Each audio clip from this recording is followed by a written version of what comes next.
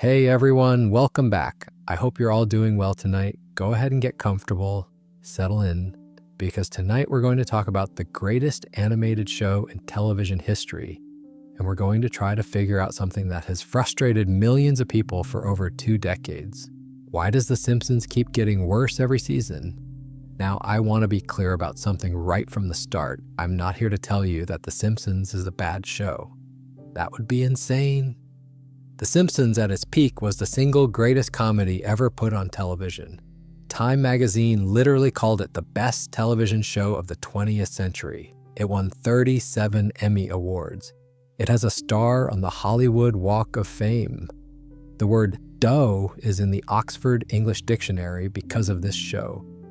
The Simpsons didn't just entertain people. It rewired how an entire generation thought about humor, about storytelling, about what a cartoon could be. But here's the thing. The Simpsons is also the show that invented the very language we use to talk about creative decline. The word flanderization, which describes what happens when a complex character gets reduced to a single exaggerated trait, comes directly from this show. The concept of zombie Simpsons, ageism, the idea that a beloved series can keep walking and talking long after the soul has left the body, was coined specifically for this show. When people want to explain what happens when any long-running series loses its magic, The Simpsons is the first example they reach for. And the tragedy of it all is that this show is still on the air, 37 seasons deep. Over 800 episodes, renewed all the way through season 40 in a massive deal with Disney. And it's watched by a tiny fraction of the audience that once made it the biggest cultural force on American television. This is the story of how that happened, season by season, decision by decision, showrunner by showrunner. What went wrong, who was responsible, and why the show that changed everything couldn't stop itself from changing into something nobody asked for. But to understand why The Simpsons got worse, you first have to understand just how impossibly good it was at the beginning. Because the show that exists today and the show that premiered back in December of 1989 are barely the same thing. And the only way to measure how far this series has fallen is to go all the way back to the start and look at what the creators got, right when they actually cared about getting it right. The Simpsons started as a series of short, animated segments on a variety show called The Tracey Ullman Show.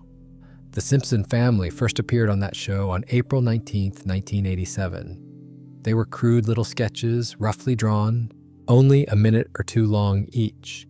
The characters looked barely recognizable compared to what they would become. Homer was angrier, Bart was more of a brat. Marge and Lisa were thinner concepts. But there was something there. Something in the dynamic between this yellow-skinned family that connected with audiences in a way that nobody at the network expected.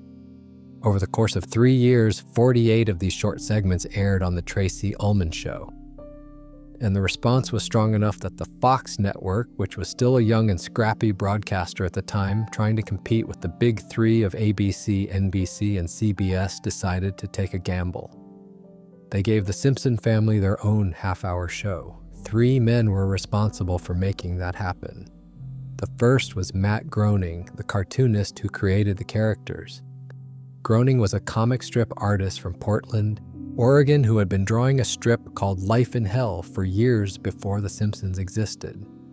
The story goes that he came up with the Simpson family in a hurry, sketching them in the lobby of James L. Brooks's office right before a meeting, naming the characters after members of his own family. His mother was named Margaret, his father was named Homer, his sisters were named Lisa and Maggie. Bart was an anagram for brat. Groening gave the show its look, its characters, and its initial DNA. The second man was James L. Brooks, the legendary producer and filmmaker behind movies like Terms of Endearment and Broadcast News. Brooks ran Gracie Films, the production company behind the show. He brought credibility, industry connections, and a level of creative ambition that elevated The Simpsons far beyond what a typical animated show would aim for. Brooks would eventually win 12 Emmy Awards for The Simpsons alone, and he holds the all-time record for most primetime Emmy Awards won by a single person at 22 total. The third man, and in many ways the most important one when it comes to why those early seasons were so brilliant, was Sam Simon. Simon was the creative supervisor for the first 4 seasons of the show. He is often undercredited in the public conversation about The Simpsons compared to Groening and Brooks, but people who were in the room during those early years will tell you that Simon was the key architect of the show's comedic sensibility. He assembled the original writing staff. He set the tone. He built the engine that made The Simpsons run. Sam Simon passed away on March 8, 2015, but his fingerprints are all over the greatest episodes the show ever produced. The series officially premiered on December 17, 1989, with a Christmas special called Simpsons Roasting on an Open Fire. It was directed by David Silverman, who would go on to direct The Simpsons movie nearly 2 decades later. That first episode pulled in approximately 26.7 million viewers. For a brand new animated show on the fledgling Fox network, those numbers were unprecedented. Nobody had ever seen a cartoon perform like that in prime time. The Flintstones had been the last animated show to really compete in the evening schedule, and that was back in the early 1960s. The Simpsons was doing something that nobody thought was possible anymore. It was proving that animation wasn't just for Saturday mornings and kids. It could be smart, adult comedy that the whole family watched together after dinner. The show was set in the fictional town of Springfield, a deliberately generic American everytown that could be anywhere and nowhere at the same time. At the center of it were the Simpsons themselves. Homer, the overweight, incompetent, beer-loving safety inspector at the Springfield nuclear power plant. Marge, the patient, blue-haired matriarch with the raspy voice who held the family together. Bart, the 10-year-old hellraiser and class clown. Lisa, the precocious, vegetarian, saxophone-playing 8-year-old genius who was smarter than everyone around her and quietly heartbroken about it. And baby Maggie, the pacifier-sucking infant who rarely spoke but always seemed to understand more than anyone gave her credit for. What made the early Simpsons work wasn't just the family, though. It was the world around them. Springfield was populated by an enormous cast of recurring characters, each one memorable, each one funny in a different way. You had Mr. Burns, Homer's ancient and sinister boss at the power plant. Ned Flanders, the impossibly kind and religious next-door neighbor that Homer resented for no good reason. Moe Geislak, the grumpy bartender. Barney Gumble, the town drunk. Chief Wiggum, the incompetent police chief. Principal Skinner, the stern but pathetic school administrator.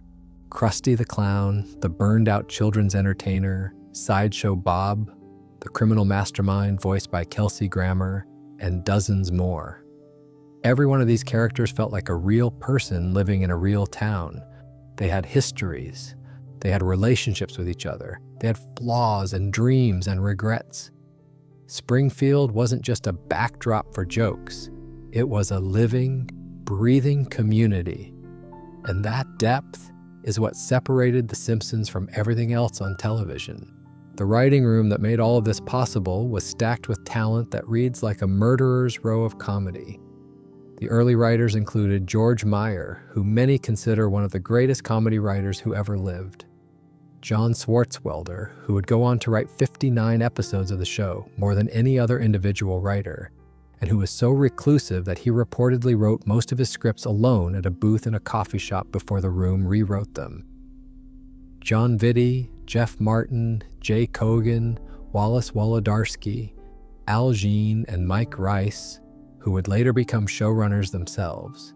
And for a brief but legendary stretch during seasons 3 and 4, a young writer named Conan O'Brien, who would leave the show to host Late Night on NBC. Greg Daniels passed through the room too, and he would later create both the American version of The Office and Parks and Recreation. David X. Cohen was there as well, and he went on to co-create Futurama with Groening. The writer's room of The Simpsons in the early 1990s was essentially a factory that produced future comedy legends. Every episode took approximately 6 months to produce. That is a staggeringly long time for a half hour of television. The pipeline included outlining, drafting, multiple rounds of room rewrites, table reads with the voice actors, animatics, layout work, which was described as one of the most time-consuming steps, and then late rewrites that happened even after the animation was underway. The amount of care and labor that went into each episode is almost impossible to overstate. These were not disposable half hours of television cranked out on a weekly basis. They were meticulously crafted pieces of comedy that were polished and rewritten and polished again until every joke landed and every emotional beat hit exactly where it was supposed to. And the results spoke for themselves. The second season premiere, an episode called Bart Gets an F, pulled in approximately 33.6 million viewers. That made it the highest rated episode in the show's entire history and the highest rated program in Fox network history at the time.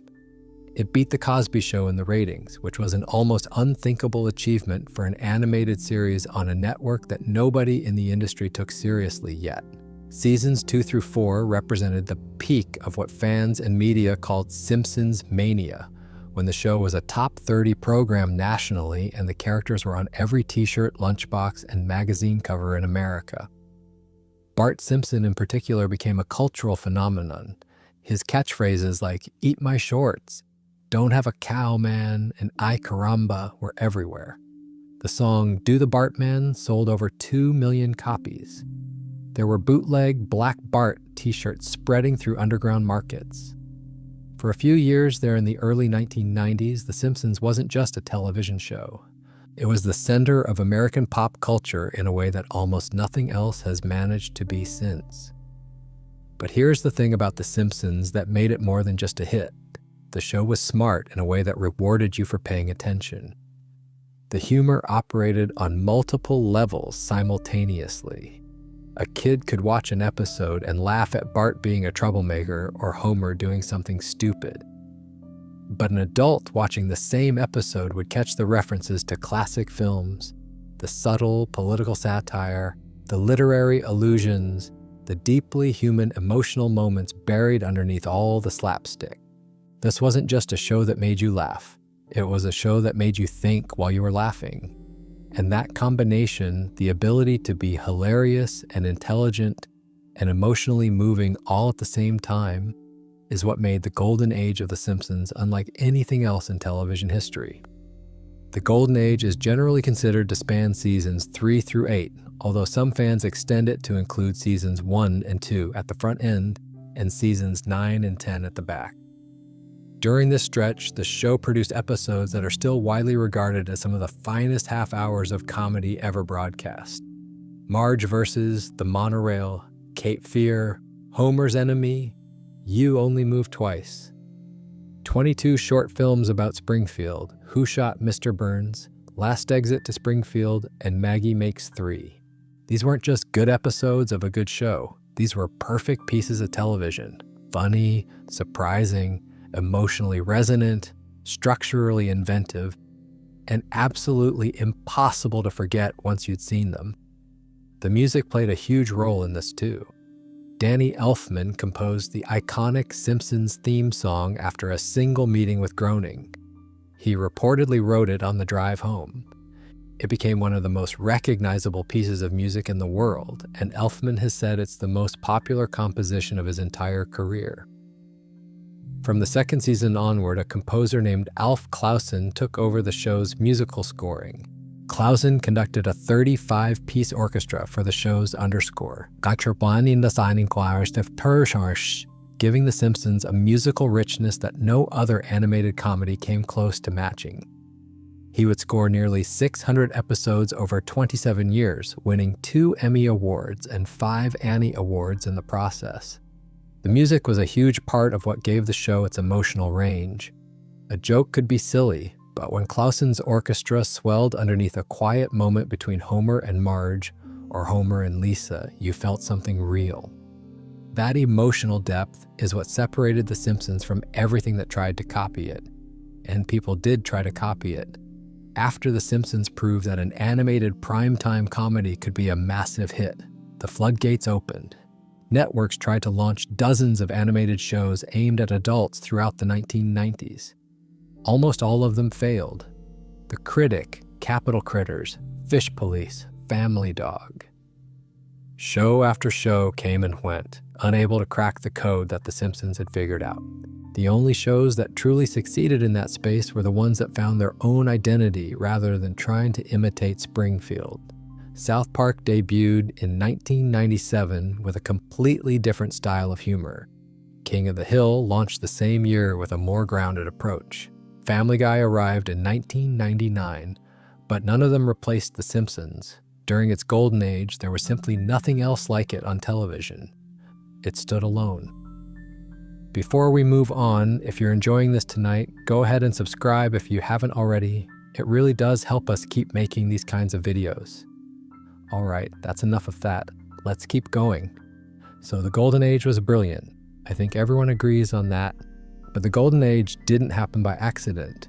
It happened because a specific group of people working in a specific system made specific creative choices that all pointed in the same direction. And that system, the showrunner system, is the key to understanding everything that happened next. Because when the people at the top changed, the show changed with them. And not always for the better. The Simpsons uses what's called a showrunner system. In most television shows, there is one person who sits at the top of the creative pyramid.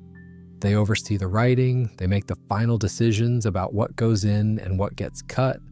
They set the tone, they protect the identity of the show. That person is the showrunner. And on The Simpsons, the showrunner changed multiple times over the course of the series. And each time it changed, the show changed with it. If you want to understand why The Simpsons got worse, you need to understand the showrunner timeline. Because every era of this show corresponds directly to who was running it. The first couple of seasons were collaborative. Matt Groening, James L. Brooks, and Sam Simon all shared responsibilities, with Simon taking the heaviest load when it came to the actual writing and comedy. These seasons were the foundation. They established who the characters were, what Springfield felt like, and what kind of humor the show was going to deal in. The animation during this period was handled by a studio called Klasky Supo, the same studio that would later make Rugrats. The look was rougher, more fluid, a little bit raw. The characters moved in ways that felt handmade and alive, even when the drawings themselves were imperfect. That roughness was part of the charm. It matched the scrappy, underdog energy of a show that was still trying to prove it belonged on television. Then came seasons 3 and 4, which were run by Al Jean and Mike Rice as co-showrunners. This is where the consensus puts the beginning of the golden age. Jean and Rice cranked up the pace. The gag density got higher, the jokes came faster. But crucially, they never sacrificed the emotional core. Episodes could be packed wall to wall with hilarious moments and still hit you in the chest with a quiet scene between Homer and Lisa, or a moment where Bart showed vulnerability underneath all his bravado. The balance between funny and meaningful was nearly perfect during this stretch. Homer at the Bat, which featured 9 real Major League Baseball players as guest stars, came from season 3. Marge versus the Monorail, which was written by Conan O'Brien and is often cited as one of the greatest episodes ever made, came from season 4. Seasons 5 and 6 were run by David Merkin, and this is where the show started to get weirder in the best possible way. Merkin leaned into surrealism and conceptual ambition. He pushed the boundaries of what the show could do structurally and tonally. Under his watch, Homer went to space in Deep Space Homer. Sideshow Bob terrorized Bart on a houseboat in Cape Fear, one of the most perfectly constructed comedy episodes in television history. And the season 6 finale gave us the first part of Who Shot Mr. Burns, a cliffhanger mystery that became a genuine national conversation. People debated who shot Burns the way a previous generation had debated who shot JR on Dallas. The show was so culturally dominant during this period that it could generate that kind of water cooler discussion about a cartoon. Then came seasons 7 and 8, which were run by Bill Oakley and Josh Weinstein. These two shifted the focus in interesting ways. They started exploring Springfield's secondary characters more deeply, giving episodes to people like Principal Skinner, Moe, and the townspeople who had previously existed mostly in the background. They also loved high-concept experiments. Season 7 gave us 22 short films about Springfield, a vignette-style episode that followed multiple Springfield residents through their day and included the now legendary steamed ham sketch between Principal Skinner and Superintendent Chalmers. That sketch has become one of the most memed pieces of television in internet history, which is remarkable for something that aired in 1996. Season 8 is where many fans believe the show reached its absolute creative peak, even though it's technically near the end of the Golden Age. Homer's Enemy, written by John Swartzwelder, is often ranked as the single greatest episode ever made. It introduced Frank Grimes, a normal, hardworking man who moves to Springfield and is driven to madness and eventual death by the fact that Homer Simpson, a lazy, incompetent buffoon, has a better life than him. The episode works because it takes the premise of the show and holds it up to a mirror. What would actually happen if a real person had to live in Homer's world? The answer is devastating, and it's funny, and it's brilliant. You Only Move Twice from the same season gave us Hank Scorpio, a charming supervillain who becomes Homer's best boss ever. That episode has a rating of roughly 9.2 out of 10 on IMDb, and Scorpio consistently ranks as one of the most beloved one-off characters in the entire series. The thing that tied all of these different showrunner eras together during the Golden Age was a shared understanding of what the show was about. Every showrunner brought their own sensibility, their own strengths, their own creative interests, but they all agreed on the fundamentals. Homer could be stupid, but he had to love his family.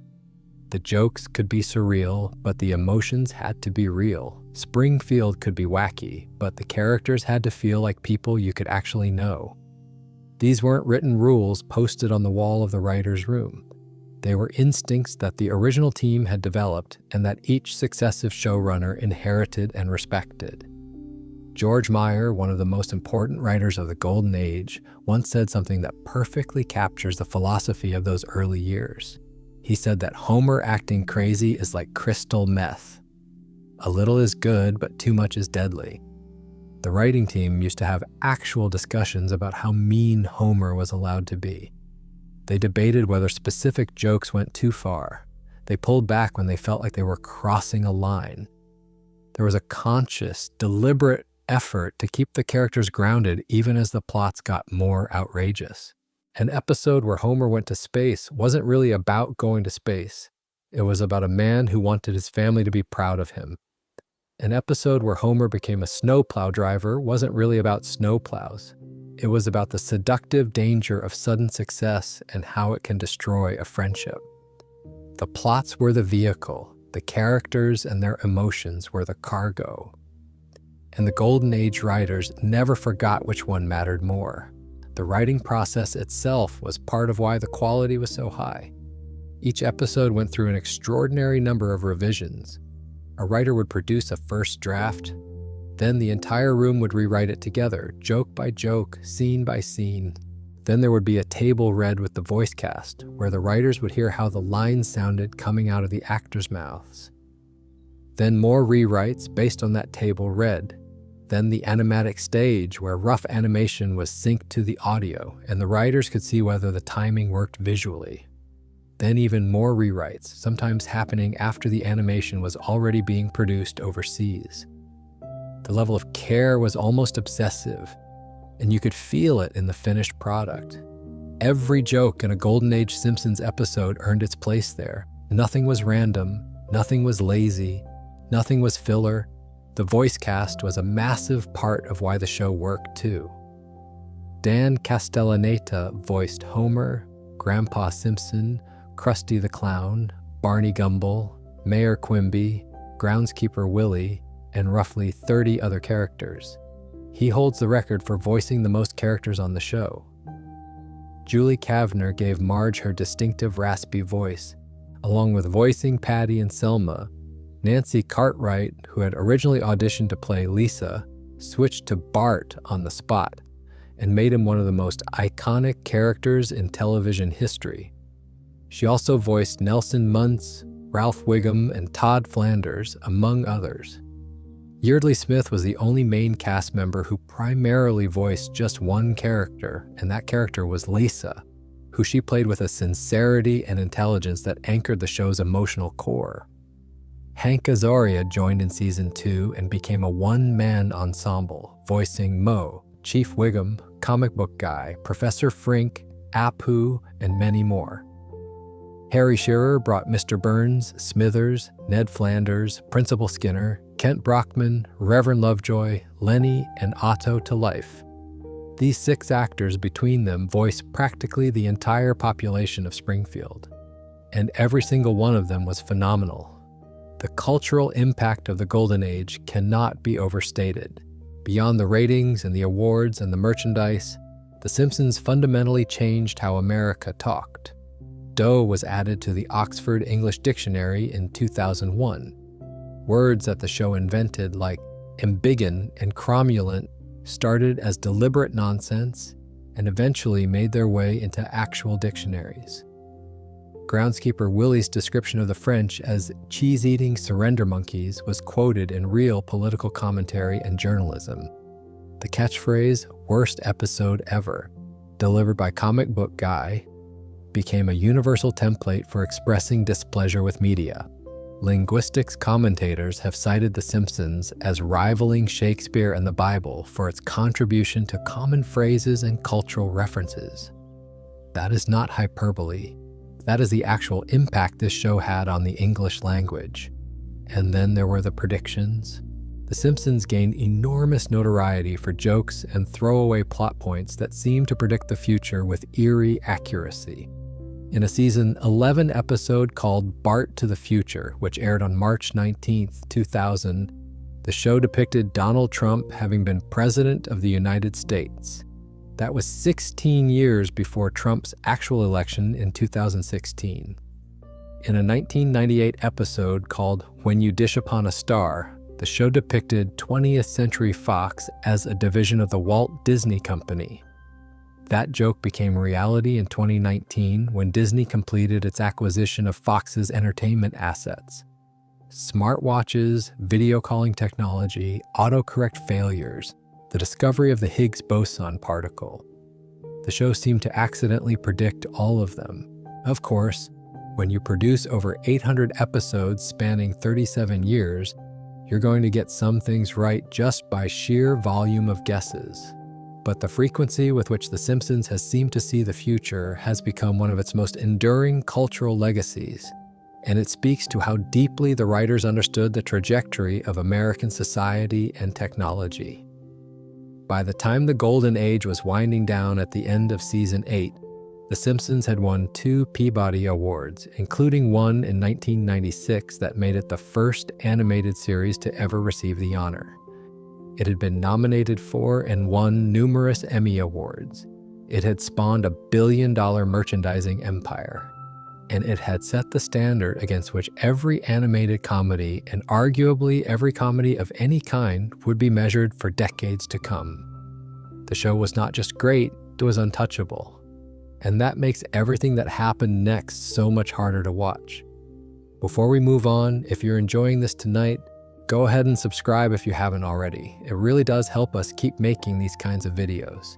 So here's where the story starts to get complicated, because the Golden Age didn't end with a sudden crash. It ended with a slow fade. And the first real sign that something was changing came in September of 1997, with an episode that is still debated and argued about to this day. An episode that many fans consider the exact moment when the greatest show on television started its long, slow walk downhill. The episode was called The Principal and the Pauper. It was the second episode of Season 9, which aired on September 28, 1997. It was written by Ken Keeler and directed by Stephen Dean Moore. And on the surface, it was a straightforward enough premise. During a surprise party to celebrate Principal Skinner's 20th anniversary as principal of Springfield Elementary, a stranger shows up claiming that he is the real Seymour Skinner. The man we've known as Skinner for 8 seasons turns out to be an imposter, a former street punk named Armin Tamzarian, who stole the real Skinner's identity after the real Skinner was believed to have been killed in Vietnam. The episode ends with the town collectively deciding to forget the whole thing and go back to pretending that Tamzarian is the real Skinner, with Judge Snyder even issuing a decree that nobody is allowed to mention it ever again. Now, there are people who defend this episode. Ken Keeler, the writer, has said it's the best episode of television he ever wrote. The showrunners at the time, Bill Oakley and Josh Weinstein, have defended it as an experiment, an attempt to push the boundaries of what the show could do. And honestly, as a standalone piece of comedy, the episode has some good jokes in it. Martin Sheen gives a solid performance as the real Skinner. There are funny moments scattered throughout. But here's why this episode matters so much to the story of The Simpsons' decline. It wasn't the episode itself that broke people's hearts. It was what the episode represented. For 8 years, audiences had invested in Principal Skinner as a character. They knew his backstory. They knew his relationship with his mother, Agnes. They knew his sad, dignified attempts to maintain order at a school full of chaos. They had grown attached to him through dozens of episodes that built him into a fully realized person. And in one night, the show threw all of that away for a twist that was never mentioned again in any meaningful way. Harry Shearer, the voice actor who played Skinner, was devastated by the script. He told the writers after reading it that it was so wrong and that they were taking something that an audience has built 8 years of investment in and just tossed it in the trash can for no good reason. He said it was arbitrary and gratuitous and disrespectful to the audience. Years later, he added that the writers refused to talk about it because they realized it was a horrible mistake. Matt Groening, the show's creator, called it one of his least favorite episodes. In his 2004 book, Planet Simpson, Chris Turner described the Principal and the Pauper as the broadcast that marked the abrupt plunge from the Golden Age. Ian Jones, writing for The Guardian in 2007, argued that the show became stupid in 1997 and pointed directly to this episode as the evidence. John Hine, the man who coined the term jumping the shark to describe when television shows begin their decline, specifically cited this episode in his book, writing that fans finally spotted a fin at the start of the 9th season when Principal Skinner's true identity was revealed. Whether or not you think the episode itself is terrible, what it signaled about the show's direction was deeply troubling. The Simpsons had always played fast and loose with continuity to some degree. Homer got a new job every other week. Characters would experience things in one episode that were never referenced again. That was part of the show's charm. But there was an unspoken agreement between the writers and the audience that the core identities of the characters were sacred. You could put Homer in silly situations, but Homer was still Homer. You could give Bart new adventures, but Bart was still Bart. The Principal and the Pauper broke that agreement. It said that everything you thought you knew about a character could be thrown out overnight for the sake of a single episode's plot. And once that door was opened, it never really closed again. Season 9 is also significant because it was the first full season under a new showrunner named Mike Scully. Scully had been with the show as a writer and producer for several years, but taking over the top job was a different beast entirely. And the era he presided over, which ran from season 9 through season 12, is widely regarded as the period when the decline became undeniable. Now, to be fair to Scully, the Principal and the Pauper wasn't actually his doing. The episode was a holdover from the previous season, produced under Oakley and Weinstein's watch. Scully gets blamed for it because it aired during his first season, but he didn't commission it or oversee its production. That said, the trends that the episode hinted at did accelerate under Scully's leadership. The biggest change was what happened to Homer Simpson. During the Golden Age, Homer was a carefully balanced character. He was stupid, yes. He was lazy and selfish and impulsive. He made terrible decisions constantly. But underneath all of that, Homer had a moral center. He loved Marge. He loved his kids, even if he didn't always know how to show it. When he screwed up, which was every episode, he would eventually recognize his mistake and try to make things right. He might not succeed. His attempts at redemption were often as clumsy as everything else he did. But the attempt mattered. It meant that Homer, despite all his flaws, was fundamentally a good person. He was someone you rooted for because you could see that he was trying, even when trying didn't come naturally to him. Starting in season 9 and getting worse through seasons 10, 11, and 12, Homer changed. Fans would later call this version of the character jerk-ass Homer, a term that comes from an insult Homer himself throws in the season 9 episode The Joy of Sect. Jerk-ass Homer wasn't just stupid anymore. He was mean. He was reckless in ways that went beyond slapstick comedy and into genuine cruelty. He stopped learning lessons. He stopped feeling remorse. He started doing things that the Homer of the Golden Age would never have done, and the show stopped holding him accountable for any of it. Many fans trace the origin of jerk-ass Homer to the season 9 episode Trash of the Titans, which was the show's 200th episode. In that episode, Homer gets into a dispute with the garbage collectors and refuses to apologize. Instead, he runs for sanitation commissioner, wins the election, and proceeds to fill the entire city of Springfield with garbage by offering irresponsible trash collection services to fund his campaign promises. The episode features Homer being stubborn, selfish, and destructive on a scale that the early seasons would never have attempted. And the audience is expected to laugh along as he ruins a town. But the episode that really cemented the jerk-ass Homer era for many fans was season 10's Homer Simpson in kidney trouble.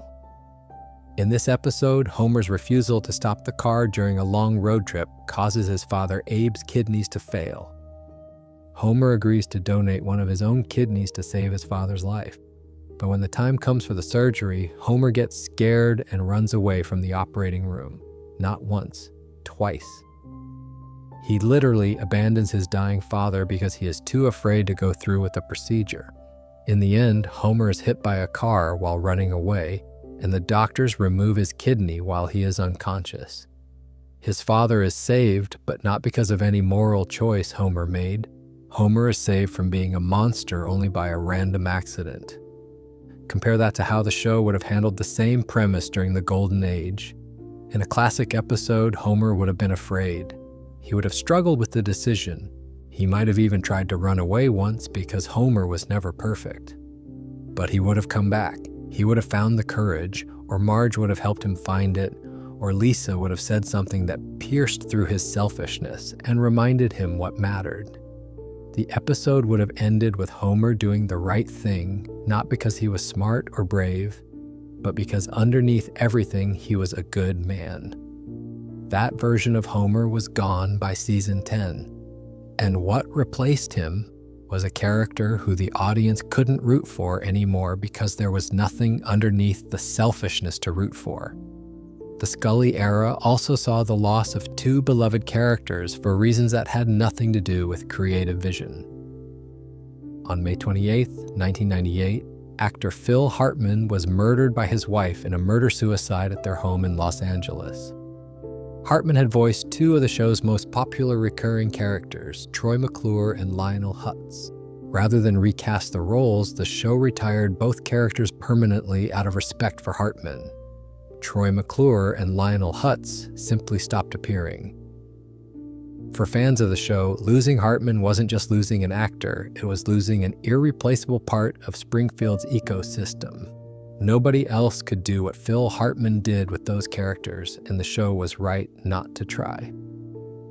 But their absence left a gap that was never filled. A different kind of character loss happened in season 11 when Maud Flanders, the wife of Ned Flanders, was killed off in an episode called Alone Again, Natura Diddley. This wasn't because anyone died in real life. It was reportedly connected to a salary dispute with Maggie Roswell, the actress who voiced Maud. The character was killed off abruptly when she was hit by a t-shirt cannon at a car race, and the episode shifted into a story about Ned trying to cope with sudden widowhood. The death of Maud would have major consequences for Ned's character going forward, and not all of them were good. We'll come back to that. the plots during the Scully years became noticeably wackier and more disconnected from reality. Earlier seasons had managed to be absurd while still feeling grounded. Homer going to space in season 5 worked because the episode treated it with just enough seriousness to make you believe it could sort of happen. But by the Scully era, the premises were getting increasingly outlandish without that grounding. Homer became a character who could apparently do anything, go anywhere, and survive anything with no consequences carrying over from one episode to the next.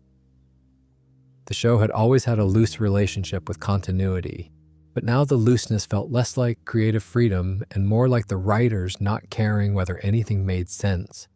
The ratings during this period tell their own story. Season 9 averaged approximately 9.1 million households. Season 10 dropped to about 7.9 million. Season 11 was 8.2 million. Season 12 saw 14.7 million viewers. But that number is slightly misleading because the measurement system switched from households to total viewers around this time, making direct comparisons tricky.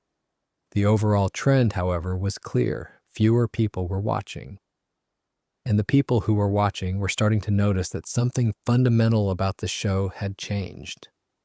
The irony of the Scully era is that it still produced some genuinely good episodes.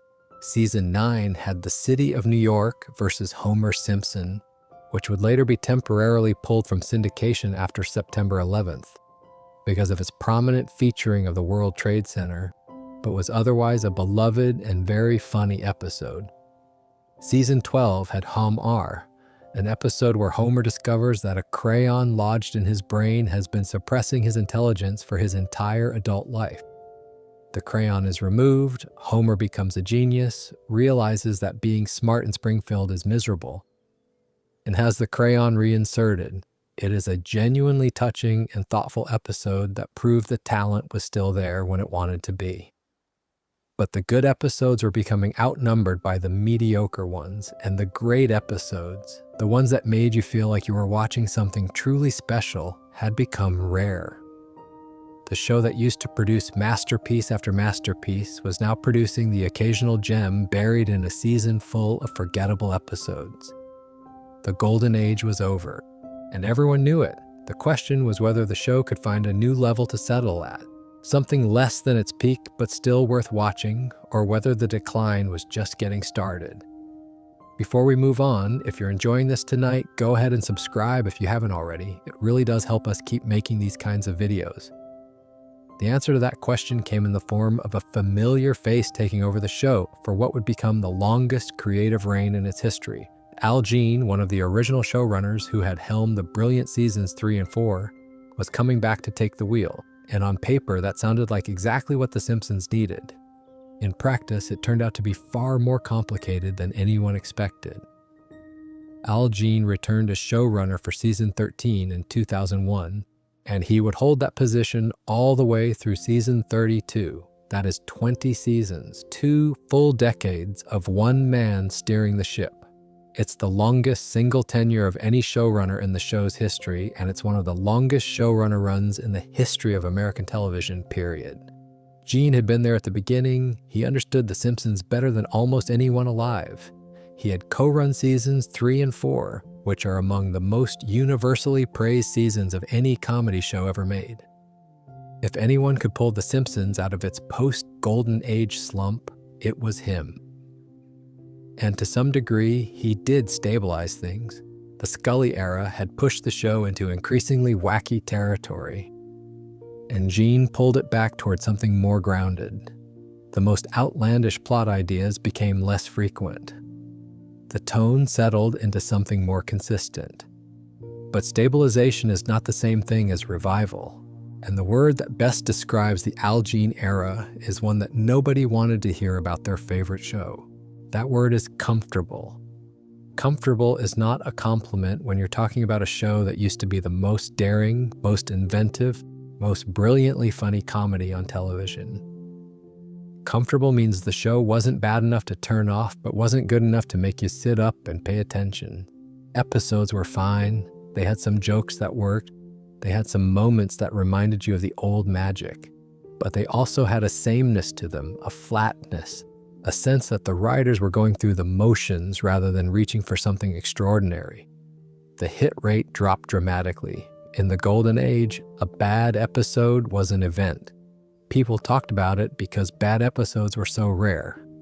In the Gene era, a truly great episode was the event, because great episodes had become the rarity. But before we get deeper into the Gene era, we need to talk about the single biggest creative problem that infected The Simpsons during this entire post-Golden Age period, and it's a problem that the show literally invented the name for.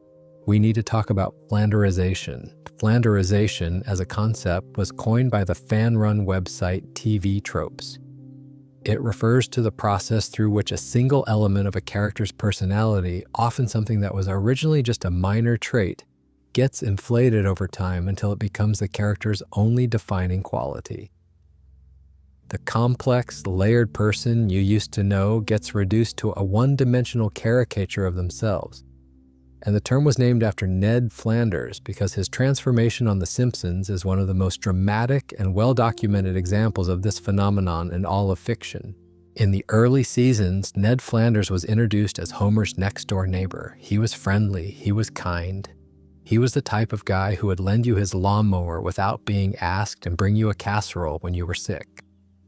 He was a good father to his sons, Rod and Todd. He was patient with Homer's constant rudeness and hostility. He was, in the words of one critic, perhaps the only genuinely well-meaning, good-natured person in Springfield.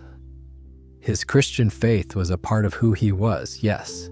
He went to church, he said grace before meals. But his religion was just one ingredient in a character who had many different qualities. He was also a surprisingly good athlete. He had a sharp wit that came out occasionally. He ran a business. He had a sense of humor about himself. He was, in short, a fully realized human being who happened to be religious. As the show went on, all of those other qualities were slowly stripped away. Season by season, Ned became less and less of a complete person and more of a religious stereotype. His Christian faith didn't just remain part of his character, it consumed his character. By the later seasons, Ned Flanders was nothing but his religion. Every line he spoke, every decision he made, every storyline he was involved in revolved around his faith. He went from being an ideal neighbor who happened to be a churchgoer to a religious fundamentalist whose Christianity was his primary, secondary, and only defining characteristic. The death of his wife Maud in season 11 made this worse. Before Maud died, there was a dynamic between her and Ned that kept him balanced. She was the more conservative one in many ways, and his mildness was partly a contrast to her strictness. When Maud was killed off, many of her more rigid religious traits were absorbed into Ned's personality. He became more uptight, more judgmental, more defined by dogma. The warm, easygoing neighbor of the early seasons was replaced by someone who mocked Apu's Hinduism, who clutched his pearls at the slightest hint of impropriety, who had become the exact kind of person that the early seasons of The Simpsons would have satirized rather than made into a recurring punchline. But Ned's transformation, as dramatic as it was, isn't even the worst case of flanderization on the show. That distinction belongs to the main character himself. Homer Simpson's flanderization is arguably the most severe and most consequential example in the history of animated television. We already talked about jerkass Homer and how the character became meaner and more reckless during the Scully era. But the problem goes deeper than just meanness. The flanderization of Homer involved the systematic removal of every quality that made him a great character until only his stupidity remained. Golden Age Homer was many things. He was a loving husband who genuinely adored Marge even when he drove her crazy. He was a father who tried his best for his kids even when his best was laughably inadequate. He was a loyal friend. He was a man who dreamed of being more than he was. He was insecure, he was emotional, he had moments of surprising wisdom. He had moments of genuine courage. He was complex, he was layered. He was human in all the ways that matter. The Homer of the later seasons was none of those things. He was just dumb. Aggressively, relentlessly, impossibly dumb. His intelligence dropped to levels that made it hard to believe he could feed himself, let alone hold a job at a nuclear power plant. In the Golden Age, Homer's stupidity was bounded by a kind of internal logic. He made bad decisions because he didn't think things through, because he was impulsive, because he prioritized short-term pleasure over long-term consequences. That kind of stupidity is relatable. Everyone has made that mistake. The later Homer wasn't just impulsive, he seemed to lack the capacity for basic human reasoning entirely. He had gone from being a lovable fool to being a character who existed in a cartoon reality where the laws of intelligence didn't apply. And his stupidity wasn't even the biggest problem. The biggest problem was that the emotional core was gone. In the Golden Age, when Homer did something awful, the episode usually ended with him realizing he was wrong and trying to fix it. He would apologize to Marge, he would hug Lisa, he would do something small but meaningful to show that underneath the bumbling exterior, he actually cared. Those moments were what made Homer one of the most beloved characters in all of fiction. They were what made you forgive him for being terrible, because you knew he was going to come through in the end. The later Homer didn't come through. He just did terrible things and moved on to the next episode. The cycle of mistake, recognition, and redemption that defined the character was broken.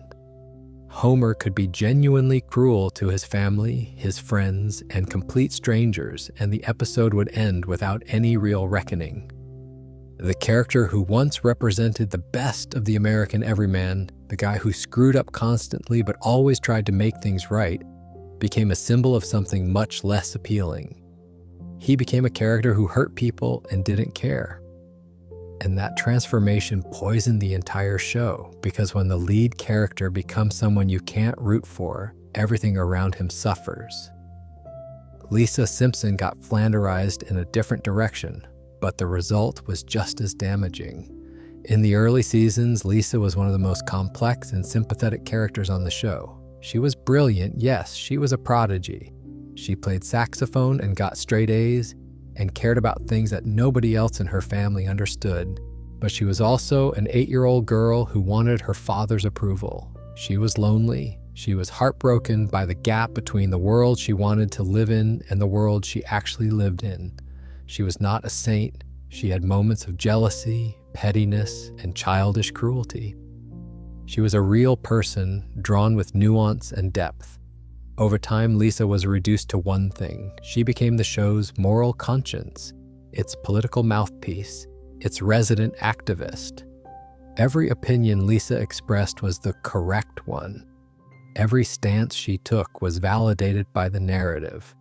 She stopped being a complicated kid and became a walking editorial. The show used her as a vehicle to comment on vegetarianism, environmentalism, religion, feminism, and a dozen other issues, and in doing so, it stripped away everything that made her interesting as a character. The Lisa of the Golden Age was compelling because she was right about most things, but still struggled and suffered and made mistakes. The Lisa of the later seasons was just right about everything all the time, with no complexity or vulnerability to make you care about her journey. Bart's flanderization was more subtle, but just as real. In the early seasons, Bart was the show's breakout star. He was the character that launched Simpsons mania. He was rebellious, creative, surprisingly vulnerable, and capable of genuine moments of kindness when you least expected them. By the later seasons, Bart had become a secondary character whose rebelliousness felt toothless. He was just a kid who did bad things because that's what Bart did, without the emotional depth that had once made his mischief feel like an expression of something deeper. The cultural phenomenon who had once been the face of The Simpsons was now just another character going through the motions. Even Mr. Burns, one of the greatest villains in television history, wasn't spared. In the early seasons, Burns was genuinely menacing. He was the kind of boss who would fire someone for a perceived slight, who schemed to block out the sun, who had his loyal assistant Smithers handle his dirty work with corporate efficiency. He was ancient, corrupt, and dangerous, Over time, Burns was Flanderized into a doddering old man. His menace evaporated. He became frail, confused, and pathetic, more of a punchline than a threat. The Burns who once inspired genuine fear in Homer and his co-workers became a Burns who could barely open a door by himself. Springfield itself got Flanderized in a way. The town that had once felt like a real place populated by real people with real problems became a cartoon in the worst sense of the word. The internal logic that held the early seasons together dissolved. Anything could happen in Springfield now, and usually did with no consequences and no lasting impact. The rich, detailed world that the Golden Age writers had built so carefully was treated like disposable scenery by the later writers, who rearranged it at will to serve whatever plot they needed that week. The thing about Flanderization that makes it so frustrating is that it doesn't happen overnight. It happens so gradually that you barely notice it while it's in progress. One episode, Homer does something a little bit dumber than usual.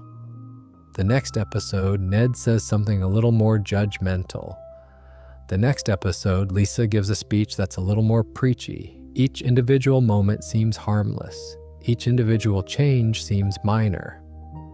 But over the course of years and decades, those small changes accumulate until you look at the characters and realize they bear almost no resemblance to the people you fell in love with at the beginning. It's like watching a photograph fade in the sun.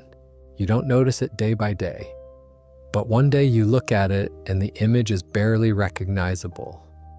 Before we move on, if you're enjoying this tonight, go ahead and subscribe if you haven't already. It really does help us keep making these kinds of videos. The character problems were devastating enough on their own. But they didn't exist in isolation. They were symptoms of a larger creative crisis that was reshaping every aspect of the show, from the way it looked, to the way it sounded, to the very structure of how jokes were written and stories were told. And one of the most visible signs of that crisis was something that anyone who watched the show regularly felt long before they could articulate it. The show stopped looking alive. The animation style of The Simpsons changed multiple times over the course of its run, and each change took the show further away from the handmade quality that had defined its look during the Golden Age. The changes were gradual, and many of them were driven by practical necessity rather than creative choice. But the cumulative effect was a show that looked increasingly sterile, increasingly polished in a way that drained the personality from every frame. The original Simpsons animation was handled by a studio called Klasky Csupo, the same studio that would later create Rugrats. Klasky Csupo did the Tracy Ullman shorts and the first 3 seasons of the half-hour show. Their work was rough around the edges. The character models were inconsistent. The movement was sometimes jerky. But there was a vitality to it, an energy that came from the imperfections. When Homer chased Bart around the house, you could feel the chaos. When Marge rolled her eyes, the expression carried real emotional weight. The animation wasn't technically brilliant, but it was alive in a way that matched the writing perfectly. Starting with season 4, the animation duties were taken over by Film Roman, a studio that would handle the show for the next 24 seasons, all the way through season 27. Film Roman refined the look of The Simpsons significantly. The character models became more consistent, the movement became smoother, the backgrounds got more detailed.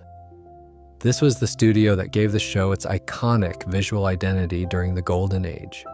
When you picture The Simpsons in your mind, you're probably picturing the Film Roman look. It was clean enough to be professional, but loose enough to still feel handcrafted. It was, for many years, the perfect balance. But the technology was changing. For the first 13 seasons of the show, The Simpsons was animated using traditional cell animation. That means every frame was drawn by hand on paper. The drawings were transferred to transparent sheets called cells. The cells were painted by hand, and then they were photographed against hand-painted backgrounds. This process was painstaking and expensive, but it produced animation with a specific character that digital methods have always struggled to replicate. The slight imperfections in hand-painted cells, the subtle textures, The way colors blended and layered, all of it contributed to a visual warmth that audiences felt even if they couldn't name it. The show experimented with digital animation as early as season 7, when the episode Radioactive Man used some digital techniques. Another experiment came in season 12 with Tennis the Menace. But the full transition happened in season 14, starting with an episode called The Great Louse Detective. From that point forward, The Simpsons was produced using digital ink and paint. The hand-drawn, hand-painted process that had defined the show's look for over a decade was gone. On a technical level, the digital transition made sense. It was cheaper, it was faster, it allowed for more complex camera movements and visual effects. The studio could produce animation that was cleaner and more detailed than anything the traditional process could achieve. But here's the thing about animation, and this is true for any form of visual art. Technical improvement doesn't always translate into emotional improvement. The digital Simpsons looked crisper, yes. The lines were sharper, the colors were more uniform. But something intangible was lost. The warmth was gone. The handmade quality was gone. The feeling that each frame had been touched by a human hand was gone. The show started to look like a machine was making it, and for a series whose appeal was always rooted in its humanity, that was a significant loss. Then came the switch to high definition. Season 20, which began airing in September of 2008, was the transitional season. The first episode, broadcast in 16:9 widescreen HD, was Take My Life Please, which aired on February 15, 2009. This episode also introduced a new opening sequence designed for the wider aspect ratio. From that point forward, The Simpsons was a widescreen show. The HD transition created an unexpected problem that nobody at the studio had fully anticipated. For 19 seasons, The Simpsons had been composed for a 4:3 aspect ratio. The artist had used every part of that square frame to tell jokes. Visual gags were hidden at the top and bottom of the image. Background details that rewarded careful viewers were placed in areas that the 4:3 format made visible. When the show switched to 16:9, all of that changed. The wider frame meant different compositions, different sightlines, different spatial relationships between characters. The old episodes, when shown in the new format, lost jokes entirely because parts of the frame that had been visible in 4:3 were now cropped off the edges of 16:9. This became a genuine controversy when Disney Plus launched in November of 2019. Disney had acquired The Simpsons as part of its massive deal to buy Fox's entertainment assets, and The Simpsons was featured prominently on the new streaming platform. But at launch, every episode of the show, including the classic seasons from the 4:3 era, was presented in 16:9 widescreen. Visual gags that had been carefully composed for the original aspect ratio were cut off. Jokes were ruined, fans were furious. After significant backlash, Disney Plus restored a 4:3 option on May 28, 2020, allowing viewers to toggle between the original and remastered formats. But the fact that it happened at all said something about how carelessly the show's legacy was being managed. The music changed too, and this one might actually hurt the most. For 27 years, from season 2 through season 28, the show's music was composed by a man named Alf Clausen. Clausen conducted a 35-piece orchestra to create the score for each episode. Think about that for a moment. A 35-piece orchestra for an animated sitcom. That's the kind of musical investment you'd expect from a prestige drama or a feature film, not a half-hour cartoon. But that was the standard The Simpsons set for itself, and Clausen's work was a massive part of why the show had such emotional range. When an episode needed to be funny, the music was funny. When an episode needed to be heartbreaking, the orchestra could break your heart. Clausen scored nearly 600 episodes. He won 2 Emmy Awards and 5 Annie Awards for his work on the show. He was an irreplaceable part of The Simpsons' identity. In 2017, Clausen was fired. the show replaced him with Bleeding Fingers Music, a company co-founded by Hans Zimmer, which used a more modern, synthesizer-driven approach to scoring. The official reason was cost-cutting. An orchestra of 35 musicians is expensive. Digital scoring is cheaper, but the change was felt immediately by anyone who had been watching the show for years. The richness was gone. The emotional range narrowed. The music that had given the show so much of its soul was replaced by something that was competent and professional, but fundamentally generic. Clausen sued over his dismissal. The case was eventually settled or dismissed. He passed away on May 29, 2025, at the age of 84.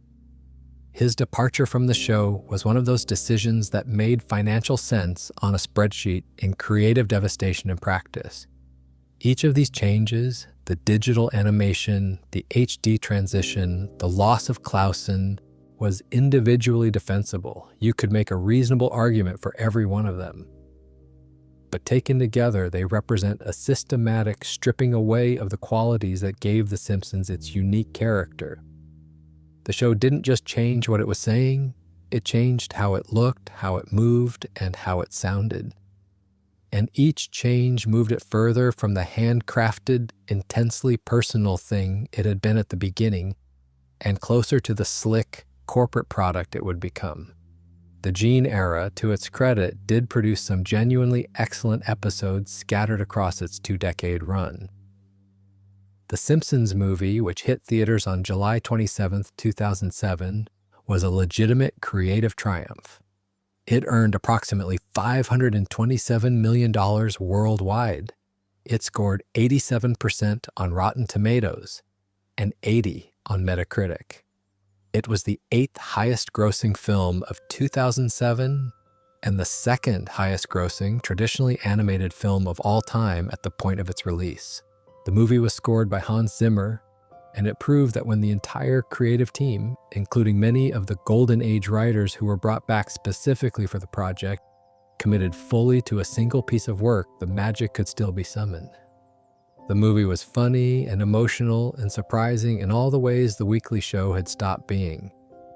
But the energy and the quality of the movie did not carry over into the subsequent seasons of the show. It was a one-time event, not a sustainable change. The Gene era also navigated a series of real-world crises that would have destroyed a lesser show. The 2007 to 2008 Writers Guild of America strike hit season 19, shortening it to just 20 episodes.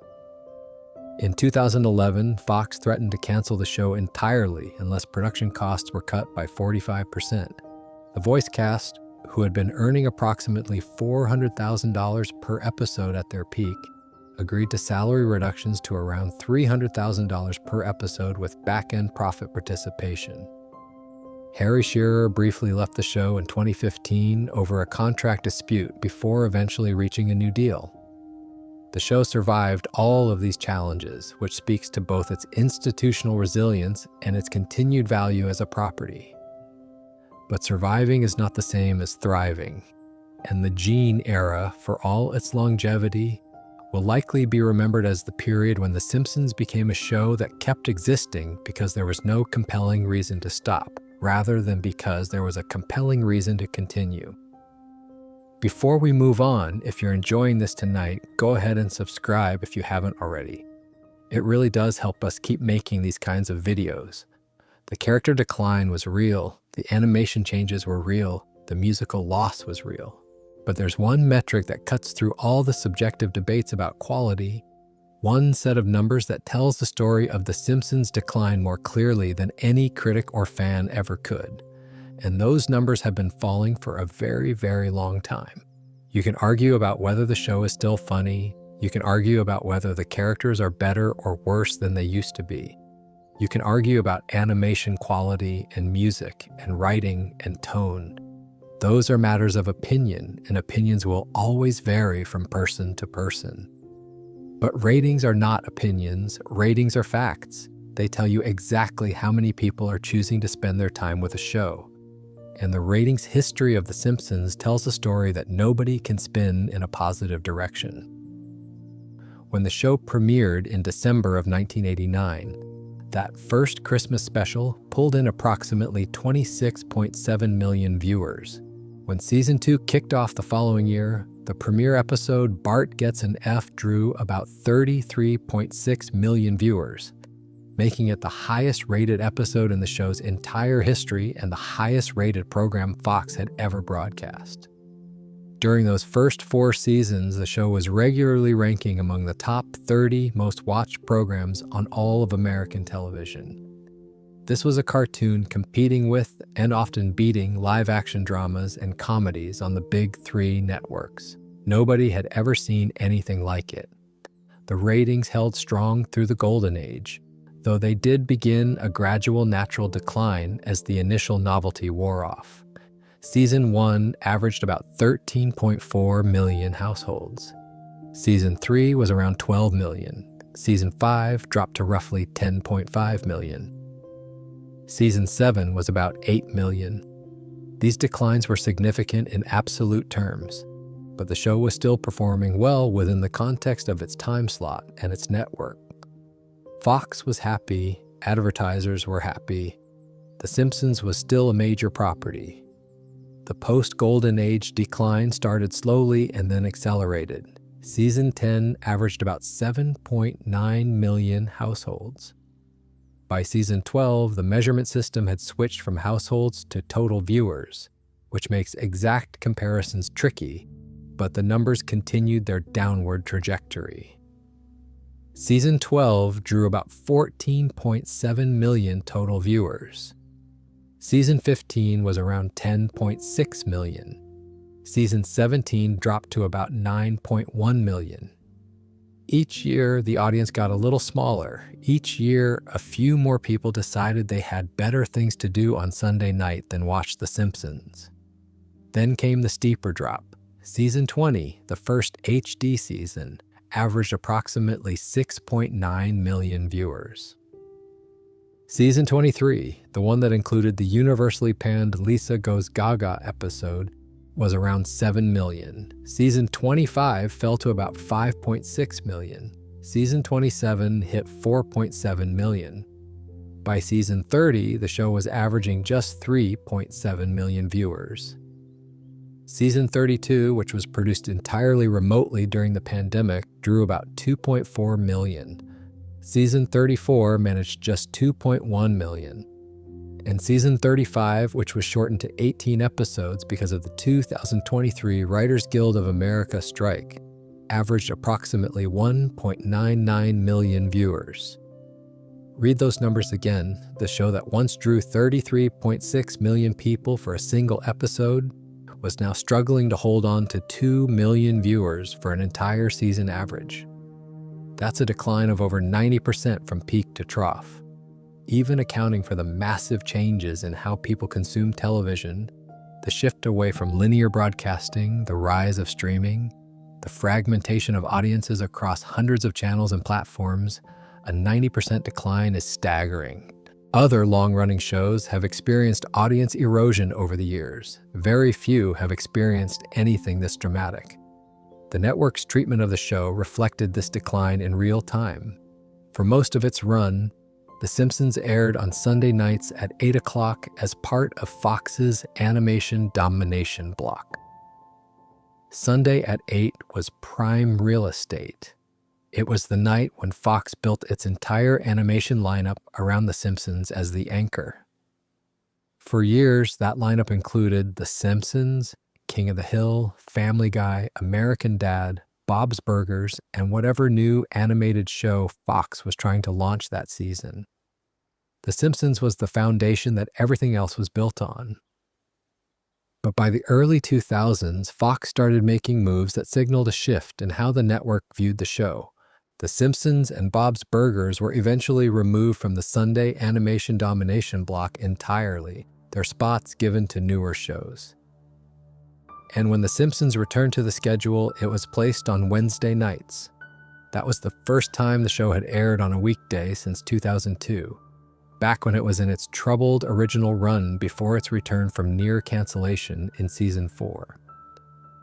In the television industry, moving a show from a premium weekend slot to a quieter weeknight is widely understood as a demotion. It means the network no longer considers you a headliner. You're being moved to a night where expectations are lower and the audience is smaller. Despite all of this, The Simpsons keeps getting renewed. In January of 2023, Fox picked it up for seasons 22 and 23. And then in April of 2025, the show secured a massive renewal deal with parent company Disney that extended it through season 40, taking it all the way to the 2028 to 2029 television season, and coinciding with the show's 30th anniversary on Fox.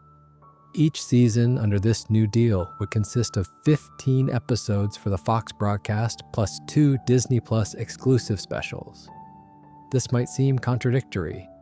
Why would a network keep renewing a show that has lost 90% of its audience? The answer, as it usually is in these situations, comes down to money. Animated shows are significantly cheaper to produce than live-action programming. There are no expensive sets to build or maintain. There are no location shoots. There are no large on-screen casts requiring hair, makeup, wardrobe, and trailers. The voice actors record their lines in a studio booth. The animation is produced by a combination of domestic and overseas studios. The estimated per-episode cost of The Simpsons is around $5 million based on 2011 figures. That's a fraction of what a prestige live-action drama costs per episode. But the real money isn't in the first-run broadcast anymore. The real money is in the ecosystem that The Simpsons has built around itself over 37 years.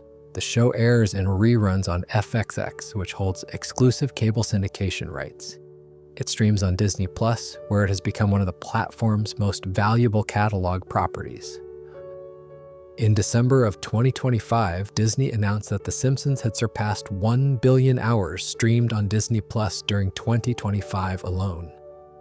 Nielsen reported it as the 10th most streamed acquired program of 2022, accumulating 15.87 billion minutes of watch time. Those are enormous numbers. They dwarf the linear broadcast ratings, and they represent a revenue stream that is largely independent of whether anyone tunes in on Wednesday nights. On top of streaming, The Simpsons generates revenue from international syndication, merchandise licensing, theme park attractions at Universal Studios in both Florida and Hollywood, video game collaborations like the 2025 Fortnite crossover, and countless other sources. The show has generated a billion-dollar merchandising industry over its lifetime. It is a brand, and brands have value that extends far beyond the creative quality of the current product. In August of 2014, FXX aired what it called Every Simpsons Ever, a marathon that broadcast all 552 episodes that existed at the time over the course of 12 consecutive days. It was the longest continuous marathon in television history, and it was the highest-rated broadcast day in FXX's history. People showed up in massive numbers to watch the old episodes. That tells you something? The appetite for The Simpsons hasn't disappeared.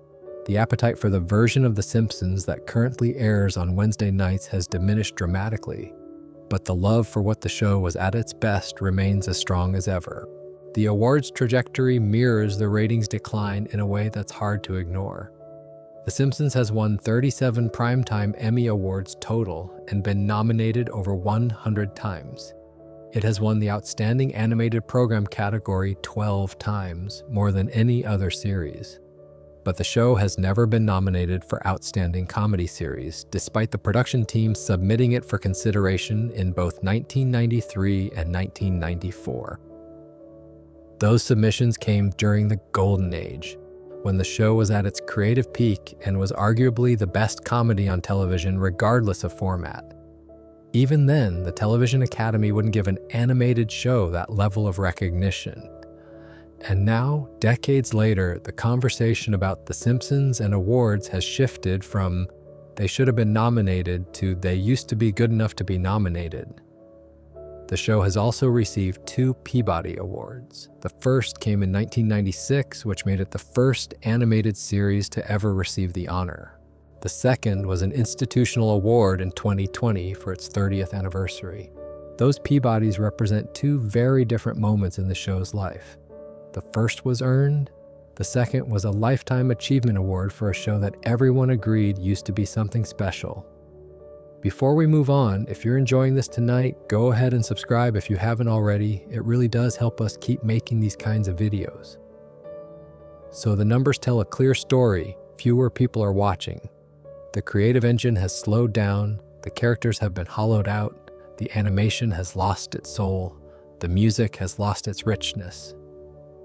But there are still more chapters in this story because even as the show was declining, it kept doing things that generated headlines, sparked debates, and reminded people that whether The Simpsons was good or bad in any given week, it was still culturally significant enough to matter. And some of those moments, the controversies, the casting decisions, the cultural reckonings, tell us as much about why the show changed as any creative analysis could. The Simpsons was built on satire. From the very beginning, the show's purpose was to hold up a mirror to American culture and laugh at what it saw. Religion, politics, corporate greed, media hypocrisy, suburban conformity. Nothing was off limits, nothing was sacred. That fearlessness was a huge part of what made the Golden Age so exhilarating. The show could take aim at anything because the writing was smart enough and nuanced enough to make the satire land without feeling cruel or lazy. But satire is a tricky thing. It depends on the satirist being at least as smart as the thing being satirized. And it depends on the audience trusting that the satirist is coming from a place of intelligence and good faith. During the Golden Age, both of those conditions were met. The writers were brilliant. The audience trusted them. The result was comedy that could be edgy and provocative while still feeling like it was punching up rather than down. As the show went on and as the world around it changed, that dynamic shifted. Jokes that felt daring in 1993 felt dated or problematic by 2015. Characters who had been lovingly drawn composites of real human traits started to feel like stereotypes. And the show, which had once been ahead of the cultural conversation, found itself struggling to keep up with a conversation that was moving faster than a weekly animated sitcom could possibly track. The most significant controversy in this regard involved the character of Apu Nahasapima Petalon, the Indian convenience store owner voiced by Hank Azaria. Apu had been a recurring character since the very first season. He was a small business owner, a devoted husband, the father of octuplets, and a character who had been given some genuinely thoughtful storylines over the years, including an episode about his journey to American citizenship that is still considered one of the show's best. But Apu was also voiced by a white actor doing an exaggerated Indian accent. And as the cultural conversation around representation and stereotyping evolved, Apu's portrayal came under increasing scrutiny. In 2017, comedian Hari Kondabolu released a documentary called The Problem with Apu that examined how the character had affected real Indian Americans. The documentary featured interviews with actors, comedians, and public figures of South Asian descent who talked about growing up hearing people use Apu's accent and catchphrases as a way to mock them. The argument wasn't that The Simpsons was intentionally racist. It was that the show, by making one of its most prominent characters of color a caricature voiced by a white man, had inadvertently contributed to a culture that treated Indian Americans as jokes rather than people. The show's initial response did not help matters. In a season 29 episode, the show addressed the controversy through Lisa, who broke the fourth wall to look directly at the camera and essentially shrug off the criticism. The scene was widely criticized as dismissive and tone-deaf, even by people who had defended the show's portrayal of Apu in the past. It felt like the writers didn't want to engage with the criticism seriously and instead chose to wave it away with a knowing wink to the audience. That approach might have worked in the Golden Age when the show's satirical credibility was at its peak. In the late 2000s, with the show's cultural capital already diminished, it came across as arrogant and out of touch. Hank Azaria himself went through a genuine evolution on the issue. Over the course of several years, he moved from defending the character to publicly reconsidering his involvement. In 2020, Azaria stepped back from voicing Apu entirely. He also stopped voicing Carl Carlson and Lou, two other characters of color he had played for years. In subsequent interviews, Azaria spoke openly about the process of listening to people who had been hurt by the character and coming to understand their perspective. His journey was sincere and thoughtful, but it also meant that one of Springfield's most recognizable characters was effectively retired without a satisfying narrative conclusion. Apu didn't get a farewell episode, he just stopped appearing. For longtime fans, it was another loss, another piece of Springfield that had been chipped away. A different kind of controversy surrounded the removal of Stark Raving Dad, a Season 3 episode that originally aired in 1991. The episode featured a guest appearance by Michael Jackson, who was uncredited, but who voiced a character that Homer meets in a mental institution. The character believes he is Michael Jackson, and the episode builds to a genuinely sweet ending. For years, it was a beloved and frequently rewatched episode. In 2019, following the release of the HBO documentary Leaving Neverland, which detailed allegations of sexual abuse against Jackson, the show made the unprecedented decision to pull Stark Raving Dad from circulation entirely. The episode was removed from Disney+, from Hulu, from syndication packages, and from new printings of the Season 3 DVD set. It is the only episode in the show's entire history to be completely erased from all official distribution. Whether you agree with the decision or not, it was a striking moment. The Simpsons had always existed as a complete catalog, a body of work that fans could access from beginning to end. The removal of Stark Raving Dad broke that completeness and raised questions about who gets to decide which episodes of a cultural landmark deserve to exist and which don't. The show also had to navigate the broader conversation about voice actors and the characters they play. Beyond the Apu situation, Harry Shearer stopped voicing Dr. Hibbert in 2021, and the character was recast as part of broader representation changes that saw the show move away from having white actors voice characters of color. These changes were aligned with a larger industry shift. But for longtime viewers, they represented yet another way in which the show they had grown up with was being altered in real time.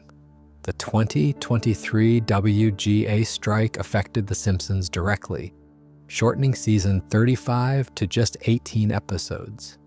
Because animated shows have such long production pipelines, with each episode taking roughly 6 months to complete, the impact of the strike was somewhat buffered compared to live-action shows that ground to an immediate halt. But it still disrupted the production schedule and added yet another real-world challenge to a show that had been dealing with various crises for over a decade. Throughout all of these controversies, the show kept going. It adapted where it needed to. It made changes when the pressure became unavoidable. But adaptation isn't the same thing as growth. The Simpsons of the 2020s often felt like a show that was reacting to the world rather than commenting on it. The satirical edge that had defined the golden age, the ability to be 3 steps ahead of the cultural conversation rather than 2 steps behind it, had dulled considerably. The show that once taught America how to laugh at itself was now struggling to figure out what it was allowed to laugh at. And honestly, that's a hard position for any long-running comedy to be in. The world changes, sensibilities evolve. What was considered edgy and brilliant in 1995 might be considered lazy and harmful in 2025. The Simpsons isn't unique in facing this challenge. Every show that runs long enough will eventually find itself at odds with the cultural moment. But The Simpsons is unique in how long it has had to navigate that tension, and in how starkly the gap between its golden era and its current era illustrates the difficulty of keeping a comedy show relevant across decades of social change. Before we move on, if you're enjoying this tonight, go ahead and subscribe if you haven't already. It really does help us keep making these kinds of videos. All of these external pressures, the controversies, the cultural shifts, the business decisions, they all played a role in shaping what The Simpsons became. But they don't fully explain why the show kept getting worse creatively. For that, you need to look at the writing itself. at the structure of the episodes, at the way jokes were constructed and stories were told. Because the most fundamental problem with later Simpsons isn't the characters or the animation or the politics. It's that the episodes stopped being well written, and there are very specific reasons why. The term "zombie Simpsons" was coined by fans and media commentators to describe the version of the show that kept walking and talking long after the creative life had drained out of it. The characters still had the same names. The town was still called Springfield. The couch gag still played at the beginning of every episode. But something essential was missing. The show had become, in the words of multiple critics, mediocre, meandering, and has-been. David Bennon of The Guardian put it bluntly when he wrote that the running joke about how the show is not as good as it used to be is true, and that the show has now been substandard for nearly as long as it was impossibly great. Todd Leopold of CNN, writing in 2009, stated that, for many fans, the glory days are long past. These weren't fringe opinions from haters looking for clicks. These were measured observations from people who loved the show and were genuinely sad about what had happened to it. So what actually changed in the writing? What is it about a Zombie Simpsons episode that feels different from a Golden Age episode, even if you can't immediately put your finger on it? The first and most fundamental problem is structure. A Golden Age Simpsons episode had a clear, well-constructed plot. There was a setup, a complication, rising tension, a climax, and a resolution. The episodes followed the principles of good storytelling in the same way that a well-made film or a well-written short story does. Every scene served a purpose. Every joke was connected to something that was actually happening in the story. The humor grew organically out of the characters and their situations rather than being grafted onto the plot from outside. A typical later Simpsons episode works differently. The plot is thinner, the setup takes longer, the complication is often arbitrary rather than arising naturally from the characters. And the resolution, when there is one, frequently feels rushed or unearned. The episode meanders through its middle section without building toward anything. Scenes exist not because the story demands them, but because the runtime needs to be filled.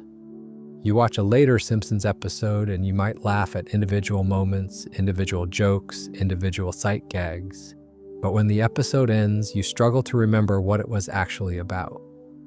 The story evaporates from your memory almost immediately because there was never enough substance there to stick.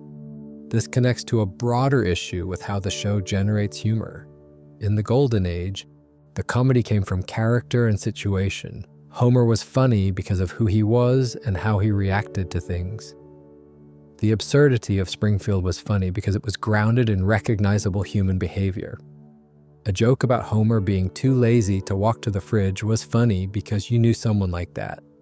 A joke about Mr. Burns being so old and out of touch that he didn't recognize a modern invention was funny because it came from a deeply understood character trait. The later show increasingly relied on what you might call reference humor, which is comedy that derives its effect from pointing at something the audience recognizes rather than from any inherent joke. An episode would feature a parody of a popular movie or TV show, and the comedy was supposed to come from the audience recognizing the reference. Oh, look, they're doing the Hunger Games. Oh, look, they're doing Breaking Bad. Oh, look, they're doing whatever was popular at the time. This kind of humor has an expiration date built into it. A joke about a specific 2016 meme is meaningless to someone watching the show in 2030. A joke about Homer being a bad father is timeless because bad fathers are timeless. The Golden Age made jokes that work forever. The later seasons made jokes that barely survived the week they aired. The celebrity guest star problem became especially acute during this period. In the early seasons, the show used guest stars brilliantly. Famous people would come on and play characters. They would become part of Springfield's world rather than standing apart from it. Dustin Hoffman voiced Lisa's substitute teacher in one of the most emotional episodes ever made. He was credited under a pseudonym because the performance was about the character, not the celebrity. Michael Jackson was uncredited entirely. Albert Brooks played multiple different characters across several episodes, each one fully realized and memorably drawn. The guest stars served the show, they didn't eclipse it. The later seasons flipped this dynamic. Celebrities increasingly appeared as themselves, showing up in Springfield for no particular narrative reason beyond the fact that they were famous and had agreed to do a guest voice. The episodes would often bend themselves into contorted shapes to justify a celebrity's presence, leading to plots that felt more like vanity projects than organic stories. The worst offender, according to fan consensus, was Lisa Goes Gaga from season 23. In this episode, Lady Gaga comes to Springfield and essentially solves everyone's problems through the power of being Lady Gaga. The episode was widely panned as a celebrity puff piece that had no reason to exist beyond the show wanting to associate itself with a popular figure. It holds a rating of roughly 3.9 to 4.5 out of 10 on IMDb, making it one of the lowest rated episodes in the show's entire history. Another deeply unpopular guest star episode was The Musk Who Fell to Earth from season 26, which featured Elon Musk visiting Springfield and being portrayed in a largely flattering light. The episode was criticized for the same reasons as the Gaga episode, namely that the show seemed more interested in flattering the celebrity than in telling a good story or making good jokes. The Simpsons holds the Guinness World Record for most guest stars featured in a television series, with over 810 as of April 2020. That record is impressive as a number, but it also represents a creative philosophy that increasingly prioritizes famous names over good writing. The recycled plot problem was another significant issue. With over 800 episodes, The Simpsons has explored virtually every premise imaginable. Homer and Marge's marriage is in trouble. Bart has a new rival at school. Lisa discovers a new passion that puts her at odds with her family. Springfield faces a crisis that brings the community together. These templates had all been used dozens of times by the time the show entered its 20s and 30s. The early seasons made these premises fresh through brilliant execution. The later seasons often just went through the same motions with diminishing returns. The show was aware of this problem and occasionally tried to address it with self-referential humor. In the season 12 episode Saddle Sore Galactica, Comic Book Guy directly points out that the premise of the episode is essentially the same as the season 3 episode Lisa's Pony. "Excuse me, but I believe this family already had a horse," he says, breaking the fourth wall to acknowledge the repetition. Homer dismisses him with a sarcastic retort. The scene is played for laughs, but it accidentally reveals something troubling. The writers knew they were recycling plots. They knew the audience would notice, and their response was to make a joke about it rather than actually solving the problem. Self-awareness about declining quality is not the same as improving quality, and The Simpsons fell into this trap repeatedly in its later years. The floating timeline created its own set of problems. The Simpsons doesn't age. Homer's always around 36 to 39 years old. Bart is always 10, Lisa is always 8, Maggie is always a baby. This was fine when the show had been running for 5 or 10 years, but at 37 seasons, the conceit has become increasingly difficult to maintain. Flashback episodes that once showed Homer and Marge meeting as teenagers in the 1970s now have to show them meeting in the 1990s or even the 2000s, because the characters can't have been teenagers in the disco era if they're still in their 30s today. Every time the show resets its timeline, it erases a little more of the history that previous episodes had established.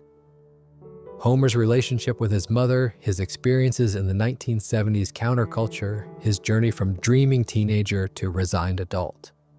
All of it has to be rewritten every few years to accommodate the unchanging ages of the characters. This is a problem that any long-running animated show has to deal with. But The Simpsons is uniquely affected because its early seasons were so deeply invested in the specifics of its characters' pasts. When you've written beautiful, emotionally resonant episodes about Homer's childhood, about his relationship with his absent mother, about the exact moment he gave up on his dreams to support his family, you can't keep changing when those moments happened without undermining the episodes that originally depicted them.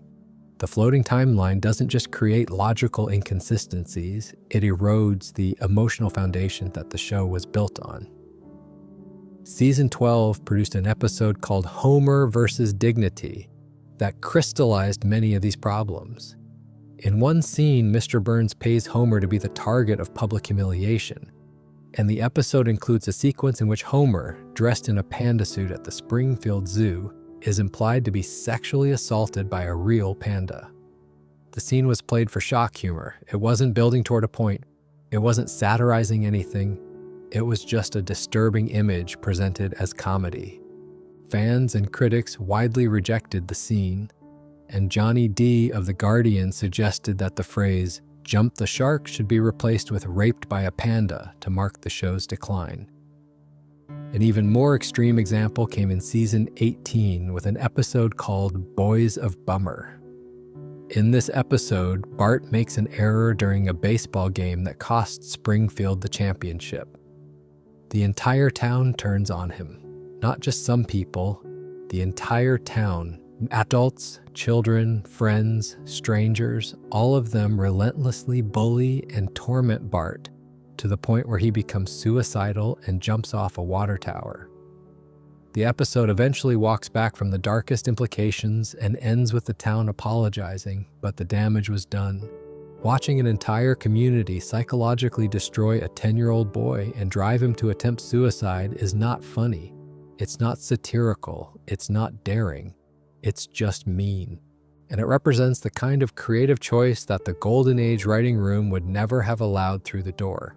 Before we move on, if you're enjoying this tonight, go ahead and subscribe if you haven't already. It really does help us keep making these kinds of videos. The writing problems, the guest star overload, the recycled plots, the timeline erosion, the mean-spirited humor. These are all symptoms of a show that has been running for so long that the well of fresh ideas has run dangerously low. But even with all of these problems documented and discussed, the show continued. It continued because it could. It continued because the money was there. And it continued because, against all odds, something unexpected started to happen in the early 2000s. A new showrunner took the reins. And for the first time in a very long time, people started to wonder if maybe, just maybe, The Simpsons could get a little bit better. Matt Selman had been with The Simpsons for a long time before he took the top job. He joined the show's writing staff years earlier and had been co-running episodes alongside Al Jean since around season 23. But starting with season 33 in 2021, Selman stepped into the primary showrunner role, and the shift was noticeable almost immediately. Under Selman, The Simpsons started taking creative risks that the show hadn't attempted in years. The format-breaking experiments that had been one of the hallmarks of the Golden Age, things like 22 short films about Springfield and Behind the Laughter, started happening again.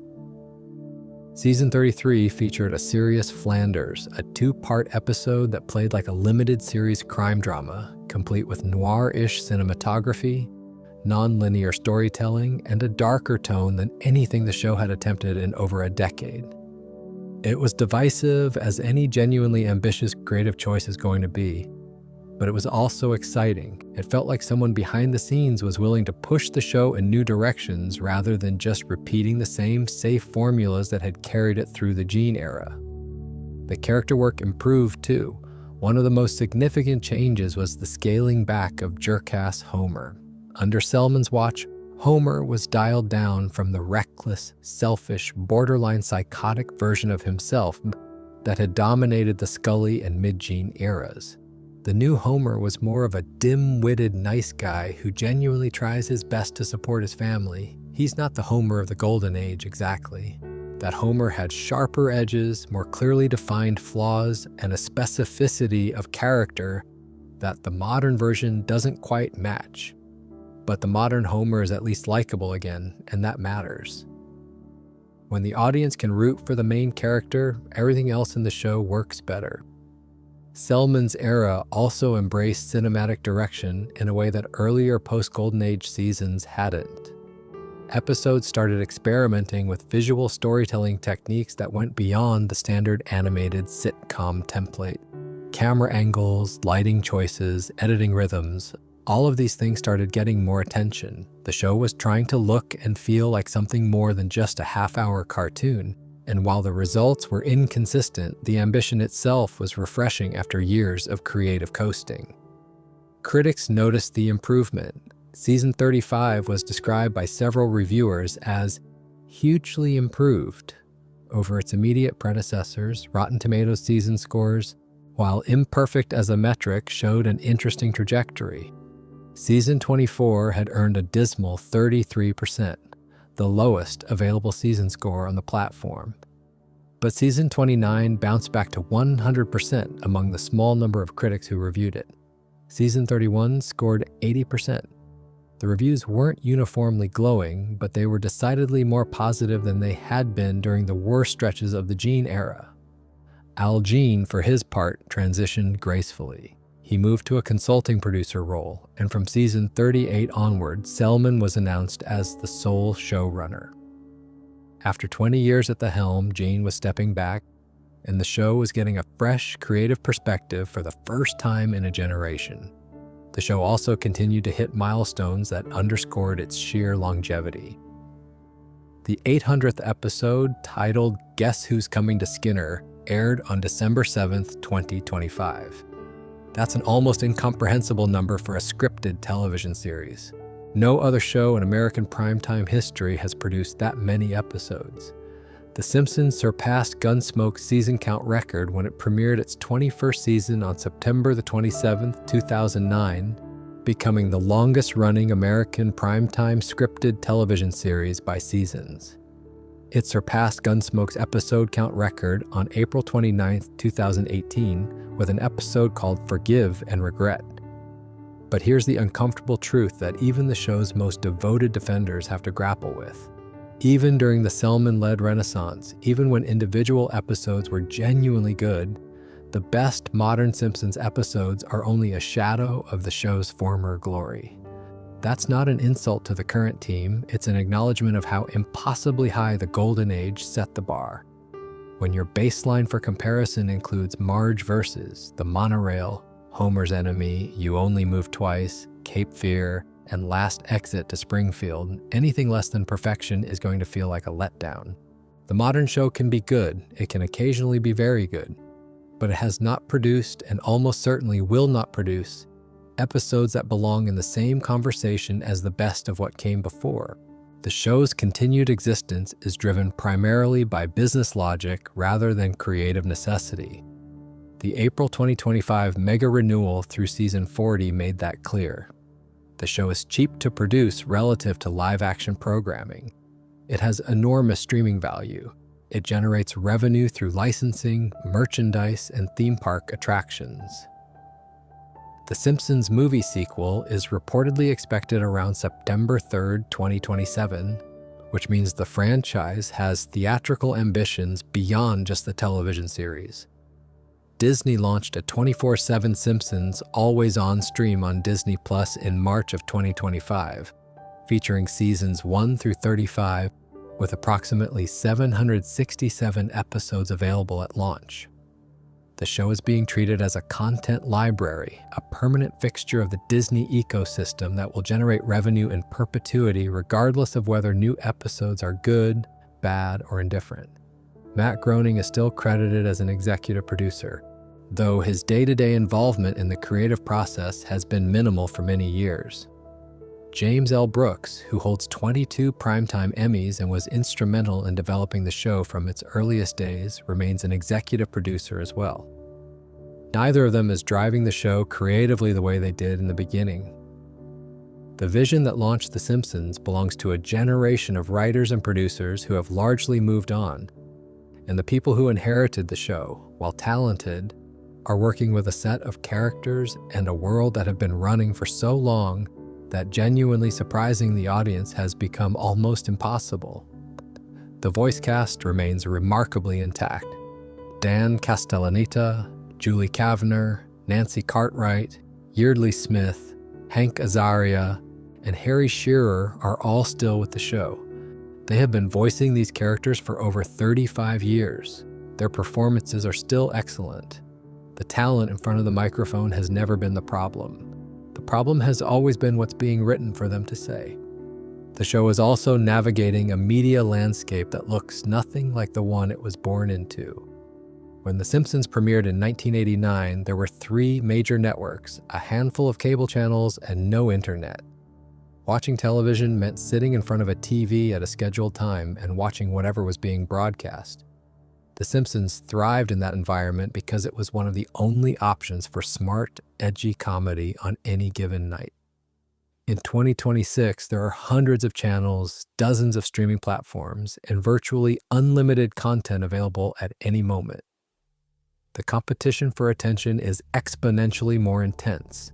A show that might have been appointment television in 1995 now has to compete with every series, movie, podcast, YouTube video, and social media feed in existence. The Simpsons' audience decline isn't just about the show getting worse. It's about the show existing in a world where being good isn't enough anymore. You have to be essential. And The Simpsons stopped being essential a long time ago. Before we move on, if you're enjoying this tonight, go ahead and subscribe if you haven't already. It really does help us keep making these kinds of videos. We've covered a lot of ground tonight.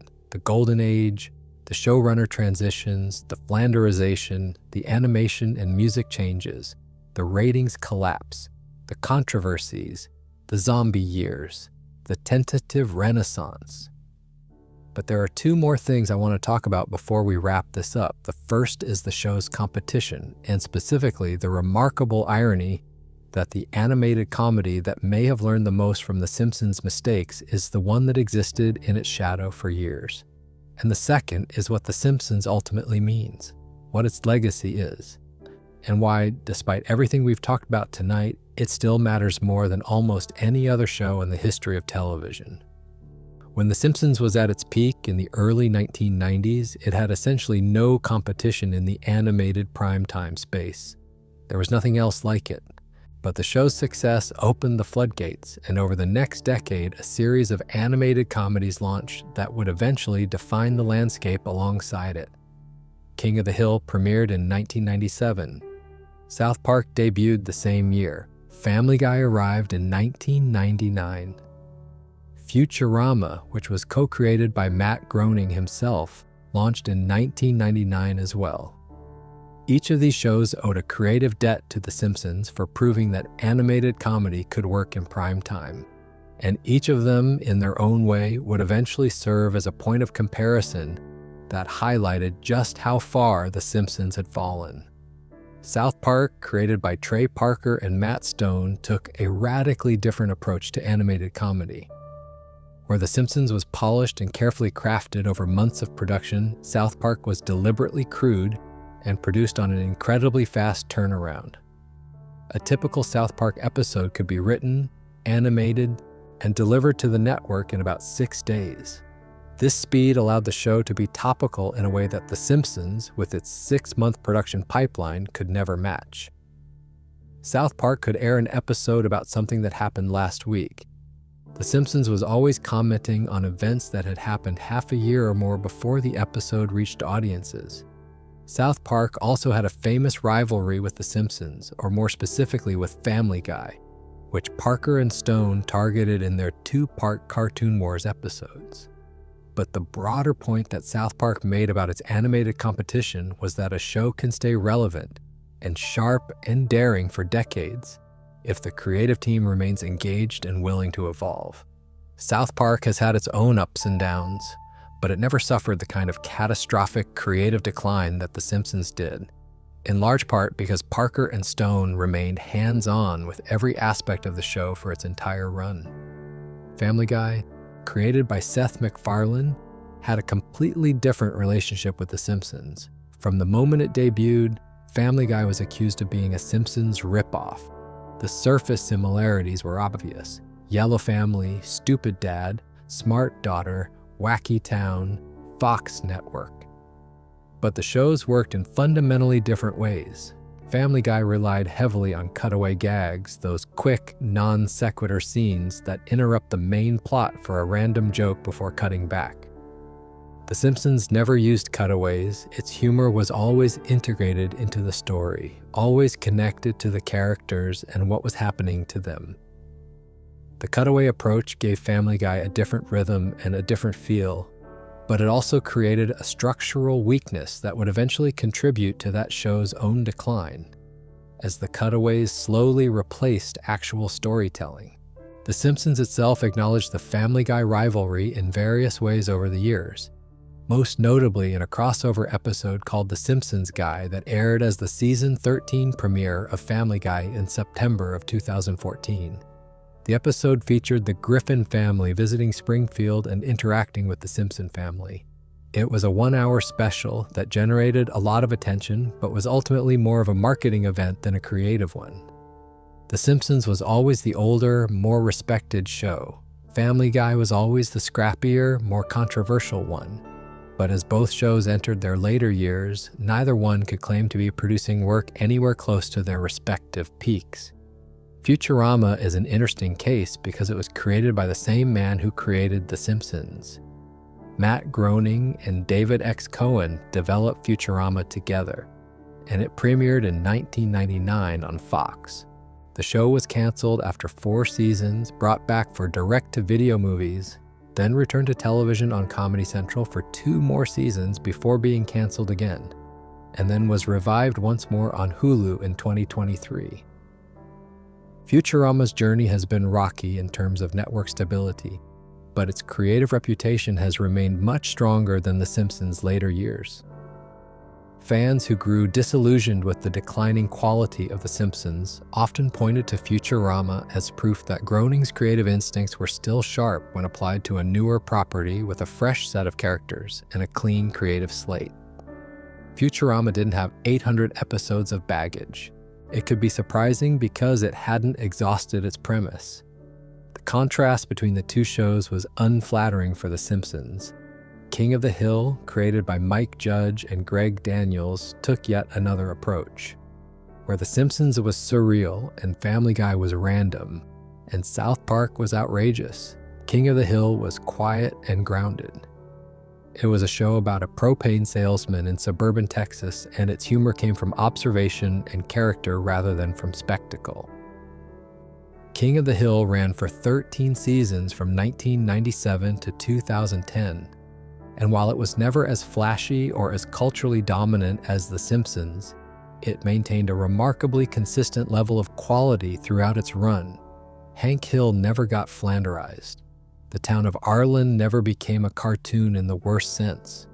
The show ended on its own terms, with its characters intact and its reputation strong.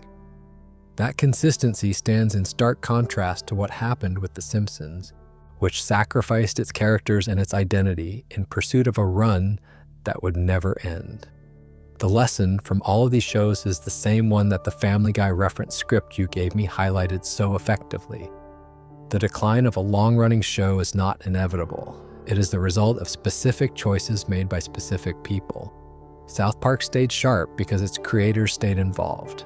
King of the Hill stayed grounded because it never tried to be anything it wasn't. Futurama stayed fresh because it had the benefit of starting over. The Simpsons got worse because the people steering it made decisions that prioritized longevity over quality, safety over ambition, and business over art. And this isn't a hindsight judgment. The Golden Age team knew how delicate the show's quality was. George Meyer talked about how Homer acting crazy is like crystal meth. They actively discussed how far they could push things. They had guardrails.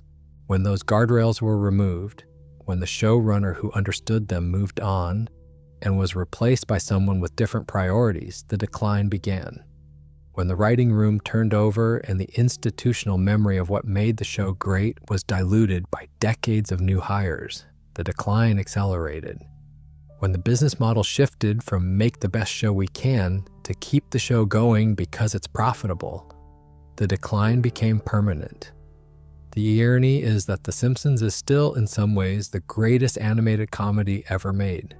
not because of what it is now, but because of what it was then.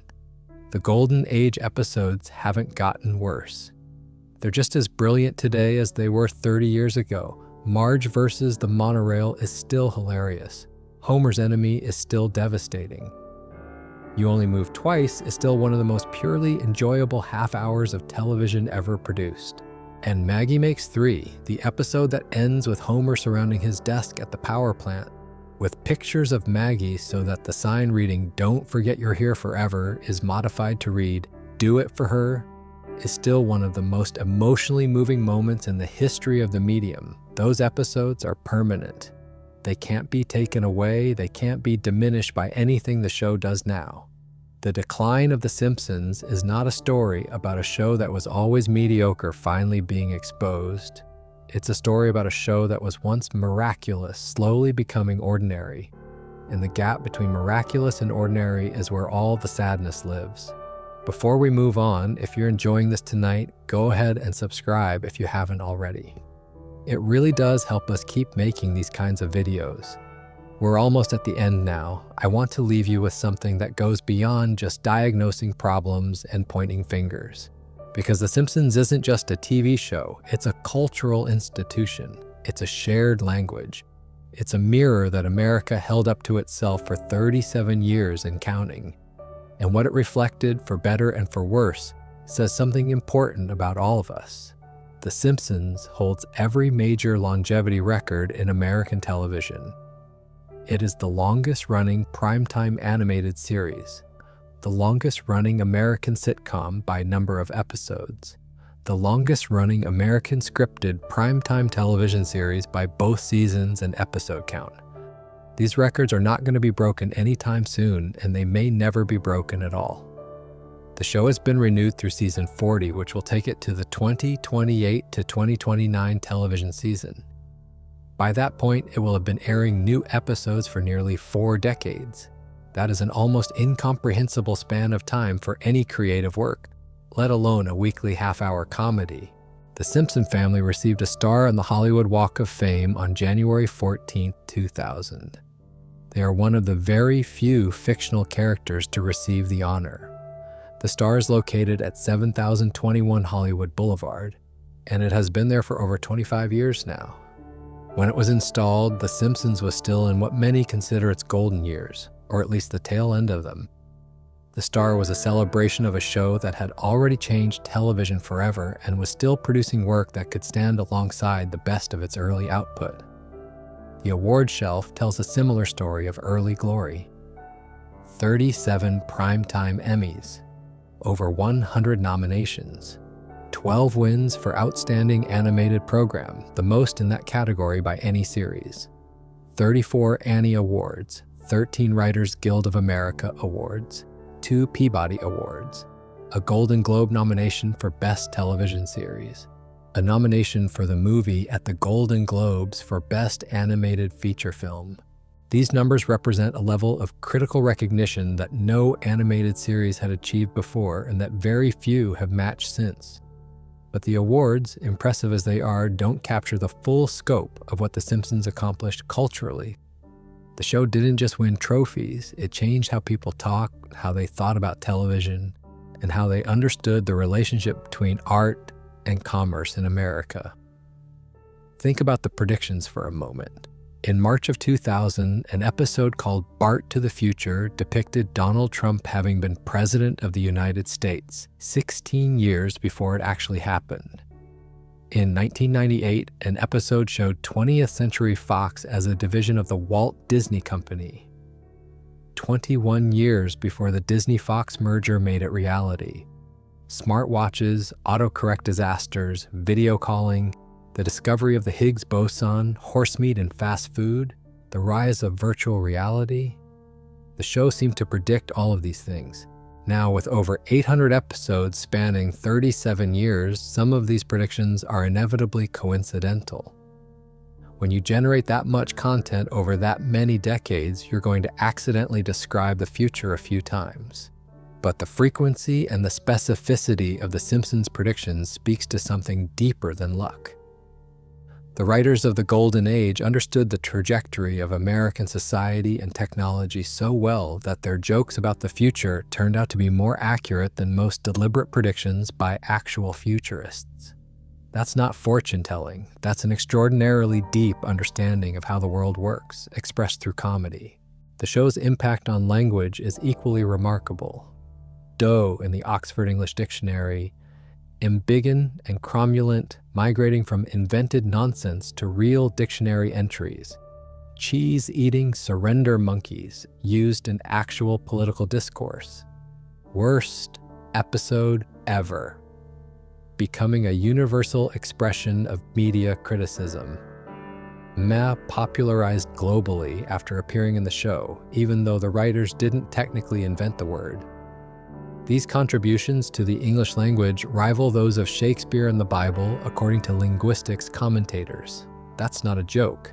That's a factual assessment of the show's impact on how humans communicate. The Simpsons also changed the economic model of American television in ways that are still being felt today. The show demonstrated that animated content could generate massive revenue through merchandise licensing, syndication deals, and long-tail streaming value. The billion-dollar merchandising empire built around the show in the 1990s set the template that every animated franchise has followed since. The FXX syndication deal, the Disney Plus streaming rights, the theme park attractions at Universal Studios, the Fortnite collaboration, the upcoming movie sequel. These revenue streams exist because The Simpsons proved that an animated show could be a permanent cultural property rather than a disposable entertainment product. And then there's the human impact. Generations of writers, comedians, animators, and filmmakers grew up watching The Simpsons and were inspired by it to pursue careers in comedy and storytelling. The show's writing room was a training ground for some of the most important comedy creators of the last 30 years. Conan O'Brien left to become one of the most beloved late-night hosts in television history. Greg Daniels left to create The Office and Parks and Recreation. David X. Cohen left to co-create Futurama. Al Jean, Mike Rice, David Merkin, Bill Oakley, Josh Weinstein, Mike Scully. The list of people who passed through The Simpsons and went on to shape the comedy landscape is extraordinary. The show didn't just entertain America, it trained the people who would entertain America for the next 3 decades. The show was also, during its golden age, one of the most emotionally honest programs on television. It dealt with real issues, real feelings, and real family dynamics in a way that no other animated show had ever attempted. When Homer lost his mother in Mother Simpson, the episode ended with him sitting alone on the hood of his car, staring up at the stars with no joke, no punchline, just silence and loss. When Homer discovered in And Maggie Makes 3 that Maggie's birth was the reason he gave up his dream job at the bowling alley and went back to work at the nuclear plant, the episode ended with him redecorating his workspace with photos of his daughter, transforming a depressing sign into a reminder of why he endured.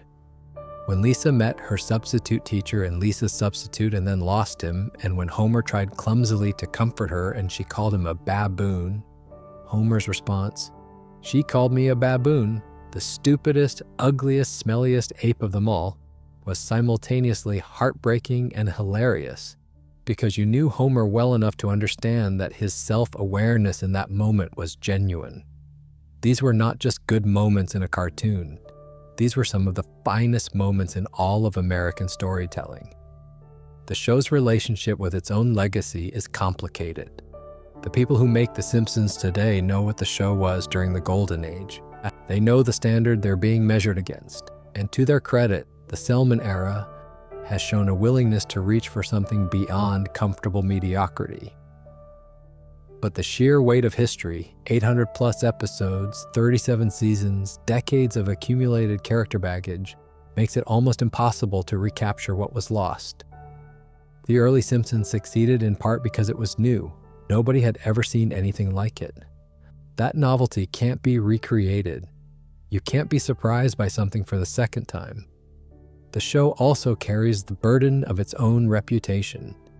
During the Golden Age, every new episode was an event. People gathered to watch it. They talked about it the next day at school and at work. The Simpsons was part of the fabric of weekly American life in a way that very few shows have ever managed to be. That communal experience doesn't exist anymore, not for The Simpsons and not for most shows. The fragmented media landscape has made appointment television an endangered concept. Even if The Simpsons produced a Golden Age caliber episode tomorrow, it would be watched by a fraction of the audience that the Golden Age reached, and it would be discussed by even fewer people because the cultural infrastructure that once amplified the show's impact has been dismantled by technology and competition. And maybe that's okay. Maybe the role of The Simpsons in 2026 is different from the role it played in 1994. And maybe that difference doesn't have to be tragic. The old episodes are still there. They're all on Disney+. You can watch them anytime you want. Seasons 3 through 8 are still as brilliant as the day they aired. The jokes are still funny. The emotions are still real. The characters are still the complex, lovable, maddening, deeply human people that the original writers created with so much care and intelligence. That body of work is permanent. It will outlast everything that came after it. And in 100 years, when people look back on the history of American television, The Simpsons' golden age will be remembered alongside the greatest creative achievements of the 20th century. The show that airs today on Wednesday nights, watched by fewer than 2 million people, is a different thing. It shares a name and a cast of characters with the masterpiece that came before it, but it operates in a different world for different reasons, with a different level of ambition. That's not entirely the fault of the current team. Time changes everything. Creativity fades, institutions calcify. The same thing has happened to every long-running franchise in history. The Simpsons just happened to start from such an extraordinary peak that the fall was visible for longer and felt more painful than most. The Simpsons was always, at its core, a show about the gap between what we want life to be and what life actually is. Homer wanted to be a good father and kept failing. Marge wanted a fulfilling life and kept settling. Bart wanted to matter and kept getting dismissed. Lisa wanted a world that lived up to her ideals and kept being disappointed. Springfield wanted to be a great town and kept falling short. That tension between aspiration and reality, between the dream and the mess, was the engine that powered every great Simpsons episode. It's what made the show universal. Everyone knows what it feels like to want more than you have and to keep trying anyway. And in a strange, unintentional way, the show itself has become the ultimate expression of its own theme. The Simpsons wanted to be great forever. It wanted to maintain the level of brilliance it achieved during those impossible early years. And it couldn't. It kept trying in its own way with new showrunners and new writers and new creative directions. But the gap between what it was and what it wanted to be grew wider with every passing season. The Simpsons didn't just get worse every season, it became its own most poignant story. A story about the impossibility of perfection and the melancholy of watching something you love slowly become something you tolerate. But the golden age is still there. It always will be. And if you're drifting off to sleep right now, maybe put on an episode of Season 4 or Season 5 tomorrow. Remind yourself what television can be when the right people care enough to make it extraordinary. Because the best of The Simpsons isn't just the best animated comedy ever made. It might be the best comedy, period. And that's not something that a few dozen mediocre seasons can ever take away. If you enjoyed this tonight, make sure to subscribe. Thanks for watching, and thanks for listening. I'll see you in the next one. Sleep well. Actually, before I let you go, there's one more thing I want to touch on. Because we've spent all this time talking about what went wrong, and I think it's important to also talk about what the show gave us that nothing else could have. Because the legacy of The Simpsons isn't just about decline. The legacy is about what it built before the decline started. Think about the town of Springfield for a second. Not the Springfield of the later seasons where anything can happen and nothing matters. Think about the Springfield of the Golden Age. That town was one of the greatest settings ever created for any work of fiction. It had a geography that made sense. It had institutions, the school, the church, the bar, the power plant, the quick E-Mart, that all functioned as real places where real things happened. It had a population of hundreds of distinct characters, each one drawn with enough specificity and care that they could carry an entire episode on their own. When was the last time you saw a comedy create a world that rich? Springfield wasn't just a backdrop. It was a character in its own right. The town had a personality, it had a culture, it had a history that the writers had built over years and years of careful world building. Every time the show introduced a new location or a new character, it felt like discovering a new corner of a place you already loved. The Simpsons didn't just give us a family to care about, it gave us an entire world to live in. And that world was populated by an ensemble that rivals anything in the history of fiction. Over 800 guest stars have appeared on the show, but the real magic was always in the recurring cast of Springfield residents. Mr. Burns, whose villainy ranged from genuinely terrifying to absurdly petty, depending on what the episode needed. Mo Sislak, the bartender whose loneliness and bitterness masked a desperate need to be loved. Krusty the Clown, the burned-out entertainer who had sacrificed his relationship with his father for a career that left him hollow. Principal Skinner, the sad, rigid man who clung to routine because the alternative was confronting how little he had accomplished. Milhouse Van Houten, Bart's best friend, who existed in a state of perpetual mild humiliation that was somehow both funny and sympathetic. Ralph Wiggum, whose non-sequitur observations contained a strange, accidental wisdom. These aren't just comedy characters, these are literary creations that deserve to be studied and celebrated alongside the best characters in novels and films. The show's satirical legacy is equally important. During the Golden Age, The Simpsons was the most effective satire on American television. It could puncture political hypocrisy, corporate greed, media manipulation, religious extremism, educational failure, and consumer culture, all within a single episode, and make it look effortless. The satire worked because it came from a place of genuine understanding. The writers didn't mock America from the outside. They mocked it from the inside, with the affection and frustration that comes from knowing something intimately and being unable to look away from its flaws. That's a rare gift. Most satire is either too gentle to be effective or too angry to be funny. The Simpsons, at its best, was both cutting and compassionate at the same time. And the show's influence on the comedy landscape extends far beyond the shows it directly inspired. The conversational, reference-heavy, pop culture-saturated style of humor that dominates modern comedy on television, in films, on podcasts, on social media, traces a direct line back to The Simpsons. Before this show, comedies were more structured, more conventional, more bound by the rules of traditional sitcom storytelling. The Simpsons demonstrated that you could be absurd and emotional, irreverent and sincere, wildly inventive and deeply human, all in the same 22 minutes. Every comedy show made in the last 30 years exists in some way in the shadow of what The Simpsons accomplished during its golden age. The show also proved something that the television industry had been reluctant to believe, which is that audiences are smart enough to appreciate smart comedy. The Simpsons didn't dumb itself down for the widest possible audience. It assumed that viewers could follow layered jokes, catch literary references, and appreciate emotional complexity. And tens of millions of people proved it right.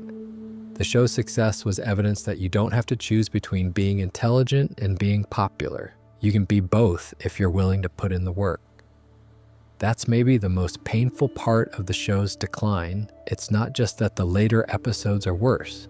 It's that they represent a retreat from the very principle that made the show great. The later Simpsons often felt like it was playing it safe, going for easy jokes, avoiding creative risks, settling for good enough rather than reaching for excellence. The show that taught the television industry to respect its audience stopped respecting its own ability to challenge that audience. The ambition drained away. The hunger disappeared. And what was left was a show that continued to exist because it could, not because it had something important to say. But I don't want to end on a note of disappointment. Because even though The Simpsons has been declining for longer than it was great, those great years were so profoundly great that they changed the world. They changed what television could be. They changed what comedy could do. They changed how stories were told, how characters were built, how humor was constructed, and how an animated show about a yellow-skinned family in a fictional town could become the most important cultural document of its era. The Simpsons at its best was not just entertainment, it was art. Real, lasting, irreplaceable art. And art doesn't expire. The Golden Age episodes will be watched and loved and quoted and studied for as long as people care about comedy. They are not diminished by the seasons that came after them. If anything, the contrast makes them shine brighter. When you watch a Golden Age episode after sitting through a modern one, the quality gap is so vast that it actually increases your appreciation for what the early team accomplished. You realize just how hard it is to make something that good, and just how rare it is for everything to come together the way it did for The Simpsons during those magical years. So yes, The Simpsons gets worse every season. The numbers prove it, the critics agree, the fans feel it. But The Simpsons at its best was the greatest comedy ever made. And nothing, not 800 episodes of diminishing returns, not 37 seasons of slow decline, not the transformation of a masterpiece into a content pipeline, can ever change that. Thanks for staying with me tonight. I hope you're sleeping well. Good night. And one last thought before I go. If you're someone who stopped watching The Simpsons years ago because it wasn't the same anymore, I understand. I get it completely. But if you haven't gone back and rewatched the early seasons in a while, do yourself a favor and queue up Season 4 or Season 5 or Season 8. Watch Marge versus the Monorail. Watch Last Exit to Springfield. Watch You Only Move Twice. Watch And Maggie Makes Three. Watch Homer's Enemy. Watch Cape Fear. Remind yourself why you fell in love with this show in the first place, because those episodes are still perfect. They haven't aged a day. The jokes still land. The emotional beats still hit. The characters are still the most brilliantly written ensemble in the history of animation. The Simpsons gave us a world. It gave us a language. It gave us characters that felt like family. It gave us jokes that we've been quoting for 30 years and will keep quoting for 30 more. It gave us moments of genuine beauty hidden inside what was supposed to be just a silly cartoon about a stupid dad and his yellow-skinned family. And for a few years there, in the early to mid-1990s, it gave us the single greatest creative achievement in the history of American television. That's worth celebrating. That's worth remembering. And that's worth falling asleep to. Good night, everyone. See you in the next one. Actually, you know what? One more thing. I keep thinking about something George Meyer said. He said that the writing team used to have real debates about how far they could push Homer. They would argue about individual jokes. They would pull scenes if they felt like the humor was crossing a line from funny into mean. That level of care, that level of deliberateness is what separated the Golden Age from everything that came after. It wasn't just talent, although the talent was extraordinary. It was discipline. It was the willingness to leave a good joke on the cutting room floor because it didn't serve the character. It was the understanding that comedy is an act of empathy, and that the funniest jokes are the ones that make you feel something rather than just react to something. The later Simpsons lost that discipline, the guardrails came down, the debates about how far is too far stopped happening or stopped mattering. And without those guardrails, the show drifted, not in a straight line, and not all at once, but steadily and irreversibly away from the thing that made it special and towards something that was merely adequate. The journey from special to adequate is the saddest journey a piece of art can take, because adequate isn't terrible. Adequate doesn't make you angry. Adequate just makes you shrug and move on. And The Simpsons deserve better than a shrug. I think about Lisa's substitute a lot when I think about this show. That episode from way back in season 2 has a moment near the end where Homer tries to comfort Lisa after she's devastated that her substitute teacher is leaving. Homer is clumsy, he doesn't know the right words, he doesn't understand why Lisa is so upset, but he tries. And Lisa, who has just called him a baboon in a fit of anger, finds a note he left under her door. It says, "You are Lisa Simpson." That's it. 3 words, and they're perfect. They tell Lisa that her father sees her even if he can't always articulate what he sees. They tell her that being Lisa Simpson is enough. And they tell the audience that Homer, for all his stupidity and all his failures, understands his daughter in a way that no one else in her life does. That moment is why people love this show. Not the catchphrases, not the merchandise, not the predictions, the moments. The small, quiet, devastatingly human moments that snuck up on you in the middle of a comedy and made you realize that you were watching something that understood life in a way that very few works of art ever have. The later seasons couldn't produce those moments consistently. They tried occasionally, and sometimes they got close. But the institutional knowledge of how to build toward that kind of emotional payoff, the understanding that the comedy had to serve the characters and not the other way around, the discipline to earn the quiet moments by being funny enough that the audience didn't see them coming. That knowledge was held by a specific group of people at a specific time, and when those people moved on, the knowledge went with them. Every generation discovers The Simpsons at its own pace. Some people find it through the early seasons on Disney+. Some find it through clips on social media. Some find it because their parents grew up watching it and passed it down. However they find it, the reaction is usually the same. They watch a Golden Age episode and they understand immediately why this show mattered so much. The comedy is still sharp. The characters are still alive. The emotions are still real.